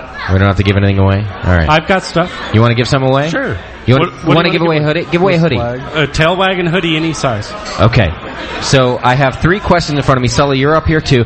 You guys, you're allowed to confer as a panel. You're all fantastic brewers. So I think we don't talk to each other. I'm sorry. Yeah, you don't even like each other. Talk to these guys. We're lucky we're here next to each other. I have 3 questions in front of me. If you'd like to send a couple of more Stump the Brewer questions, then do so. If anybody in the live studio audience has a Stump the Brewer question, you could That would win save us shipping. Then we don't have to ship anything. And Jamil, thank you. And you get a hoodie. You get a Downtown Joe's hoodie, which is actually a cool hoodie. I mean, Sean O'Sullivan doesn't even have any hoodies, and neither do I. Because nothing will fit over that head. You see how you've shown us both Sean up? Paxton wins already. Yeah. He said, "What's in his beer?" All right, ready. Number 1. Okay, here we go. Well, he told me what was This one's funny. Doc, this is right up your alley. What king is known as the patron saint of beer? What king? That's right. Sean O'Sullivan doesn't even have to confer with his peers. King Gambrinus is the patron saint, not stumped. It wasn't Augustina Brewer. It was not Augustina Brewer. This is the queen. Always a good guess, Doc, but not this time. Okay. Well, let's see. And I see. Okay. In the late 19th century, this one's going to be tough, guys. I kind of want to read a different one first. This one might stump you right here. This might stop the bit. Should I do another one first, Daniela? That's going to stop. I think you guys are going to be stumped by that one. Just read the goddamn question. I'm going to change. I'm doing a different one. Come on. In what year? This one's going to stump them too. Come on. No, I'm going with the first one. In what year did Justin get his first excited moment? Well, since we're on the subject, it was 2005. It was 2007, and Jamil, it was when you started speaking into the microphone. Well, thank you. I don't know which one to do. Both of these are going to stump Daniela. You know what? You can stump them a couple of times because we have 4 brewers up there, so Okay. they can be stumped twice. Okay. I'll go with the first one then. In the late 19th century, Miller Brewing was sued and stopped brewing a beer named what? In the late 19th century. No, please give the specific year. They were sued more than once. Jamil, come on. You guys know this. It was in the late night. They were brewing a beer. They had to stop calling that beer the name that they did. They were sued for calling it that name. Budweiser. That's correct. Jamil Zanishev, because they were calling it the king of beers. Not stumped. Yes. Wow, and Sully even has the follow-up to it. Okay. And by the way, Sully, I do believe, is on his way to Drunk of the Week like I asked him to be. Him and Colin are battling I'm working on it. All right, this one's going to stump you guys. Sure it is. Colin, Sure it will. if anyone's going to get you guys out of this, it's going to be the mad scientist. In what year was Isinglass patented? Oh. That would be... Gosh, I'm having a hard time pulling up the exact year. Can I give a hint? Yes. It was in the 1700s. That's what I was going to say. It was the early 1700s, as I recall. No. I don't pay any royalties. That's all I know. In what year? And it's an even number. I have no idea. It's even number. Even number. 1760? 80? Jamil's just... I mean, now Jamil, Sully's just angry now. 1780. No. It's 17... Jesus, I think I might have Hold read on, we this need to at get one the point, internet and up over here. I cannot... 1750. No. 1760? Come on, it's got to be close. Jesus, I'm just guessing at this point. I'm- 1764. 1760. No, it's got. No, let's say 1764. 1780. Dr. Scott got it. It's 1760. 1760. Yeah, All right, it's 1760. he was That's guessing. amazing. I'm trying He to got a remember. lot of He's guessing. hints. I'll tell you what. Whoever asked that question gets the hoodie because Yeah, we shit. gave him a lot of hints. And but Doc was right. 1760. He took a little coaxing. Do you know who asked that, Danielle? You have that down? And okay, send Daniela at the Brewing Network. Send her an email. You're going to get yourself a hoodie. Do we have any other Stump the Brewer questions in there? Because we could keep playing a little bit here before we have to go. And the reason we have to go is because there's a lot of beer on tap. And That's Sean, it. Sean's still pouring beer, too. Sean Paxton is still giving us homebrew. What's that one that you're pouring there? This is your saison? I'll have a little bit of that, please. Thanks, please. Go ahead, Danielle. All right, you guys are ready? Go ahead. What was the first brewery/beer to be licensed after Prohibition ended? It's a good question. You guys should know this in your beer history. Well, and they took their beer to Teddy Roosevelt, right? Yeah, it could be. Well, that would be the 21st Amendment. 21st Amendment. Yeah. Ding, ding, ding, ding, ding. Yeah. And I think they had it in cans. And I'm pretty sure. So did you notice we had to give women's rights to get brewing back? Is that what happened? Well, yeah. There's the downfall of the what is it? The civilization. 19th Amendment is women's rights. The 18th Amendment is prohibition. Are you saying that women gave us back beer? Well, I'm just saying, until we gave them their rights, we didn't get beer. That's a good point. Yeah. It kind of goes that way in the married household today as well. It's very, very much the same. Anybody know the name of the beer? Schlitz. Can I guess at this one? No, actually, I'll guess it. It's Go ahead. It's Falstaff. No. Danielle, is it Falstaff? No, it's not. Schlitz. I want to say Billy Beer. No. No. No, because they sent a case to was it Roosevelt? It wasn't Billy Beer. They sent a case of Billy Beer to him. I'm not saying it was the first beer. Miller you're reaching for something. stars. No. They sent him a case of Billy Beer. I was just reading that. It took when it came like up. a truck full of beer. Wrong. What's the answer, Daniela? The answer apparently is FX Met Brewery Saranac. No kidding. FX Met? That Really? was my next guess. See, there you go. Colin had that one. You know what? That makes sense. Unfortunately, he didn't have enough mics. It didn't have going enough on. mic space. FX Met has a really long history. That actually makes a lot of sense. And Dumped and Dawn. Sean O'Sullivan is just making funny rabbit faces. You know at what? me. Everybody deserves the Drunk of the Week song, so I Okay. think we should also sing it for Jamil. Really? Yeah. Okay. We don't have the actual song. You're just going to sing it? Wait till everybody's ready then. All right, that's going to be, and then we're getting out of here with that, okay? Absolutely. To Jamil Zainashev, in honor of Jamil, because he was Drunk of the Week a few weeks ago and he didn't get his official song. Dr. Scott, you know how the tune goes. Yes, I do. Everybody Can I who sing knows, it too? Yeah, we're all going to sing it. Everybody who knows the song, please sing along. This is for Jamil. Are we ready, Daniela? Let's do it, and then we're out of here. Let's do it. 1, 2, 3. Drunk of the week. Jamil is the drunk of the week. Thank you very much. Drunk of the week. Jamil is the drunk of the week. All right, listen, guys, we are getting out of here. I want to say special thanks to Downtown Joe's for having us out here for the last 3 weeks. It's really been a good time. Thank you, Justin. Special thanks to our server Casey, who's taken great care of us for the last couple of weeks. Bartenders Patty and Raina, and there's one more, Colin, that I'm Serena. But you guys have really done a great job for us, and we appreciate it. The whole staff of Downtown Joe's, including Colin, has just been awesome to us, and we can't thank you enough. We'll be out again probably in a couple months, Colin? So drink all you want, I'll brew more. That's right. Colin's going to keep on brewing. We're going to keep on He knows drinking. how. Thanks to all the listeners for hanging out with us, and I know it's a little bit different when we do the remotes, but thanks for hanging in there. And Strange but true. Strange but true. Hopefully we brought you some good stuff. Next week we're back in the studio with John Palmer and Jamil Zainashev are both going to be covering. Doc will be that there with us. too. And Doc's going to be there, which is going to be good to have you back in the studio. Hey, Doc. it feels good. Sean O'Sullivan, thanks for coming out all the way out to Napa. Always a with good us. time. Thanks for having me back. appreciate it. Like riding that beer bicycle. Happy Boshing, everybody!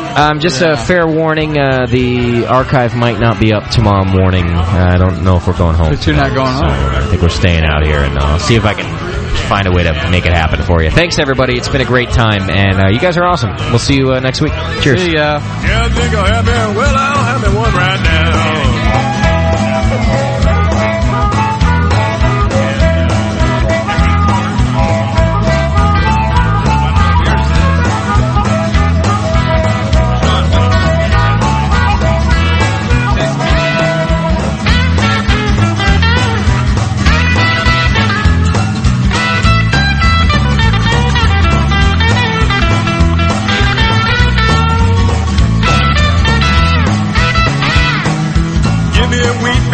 Summer day, a bark will do me when the skies are gray. I'll take a Belgian through any time, and the women think the lamb is fine. But don't you give me that American crude, boys, I want to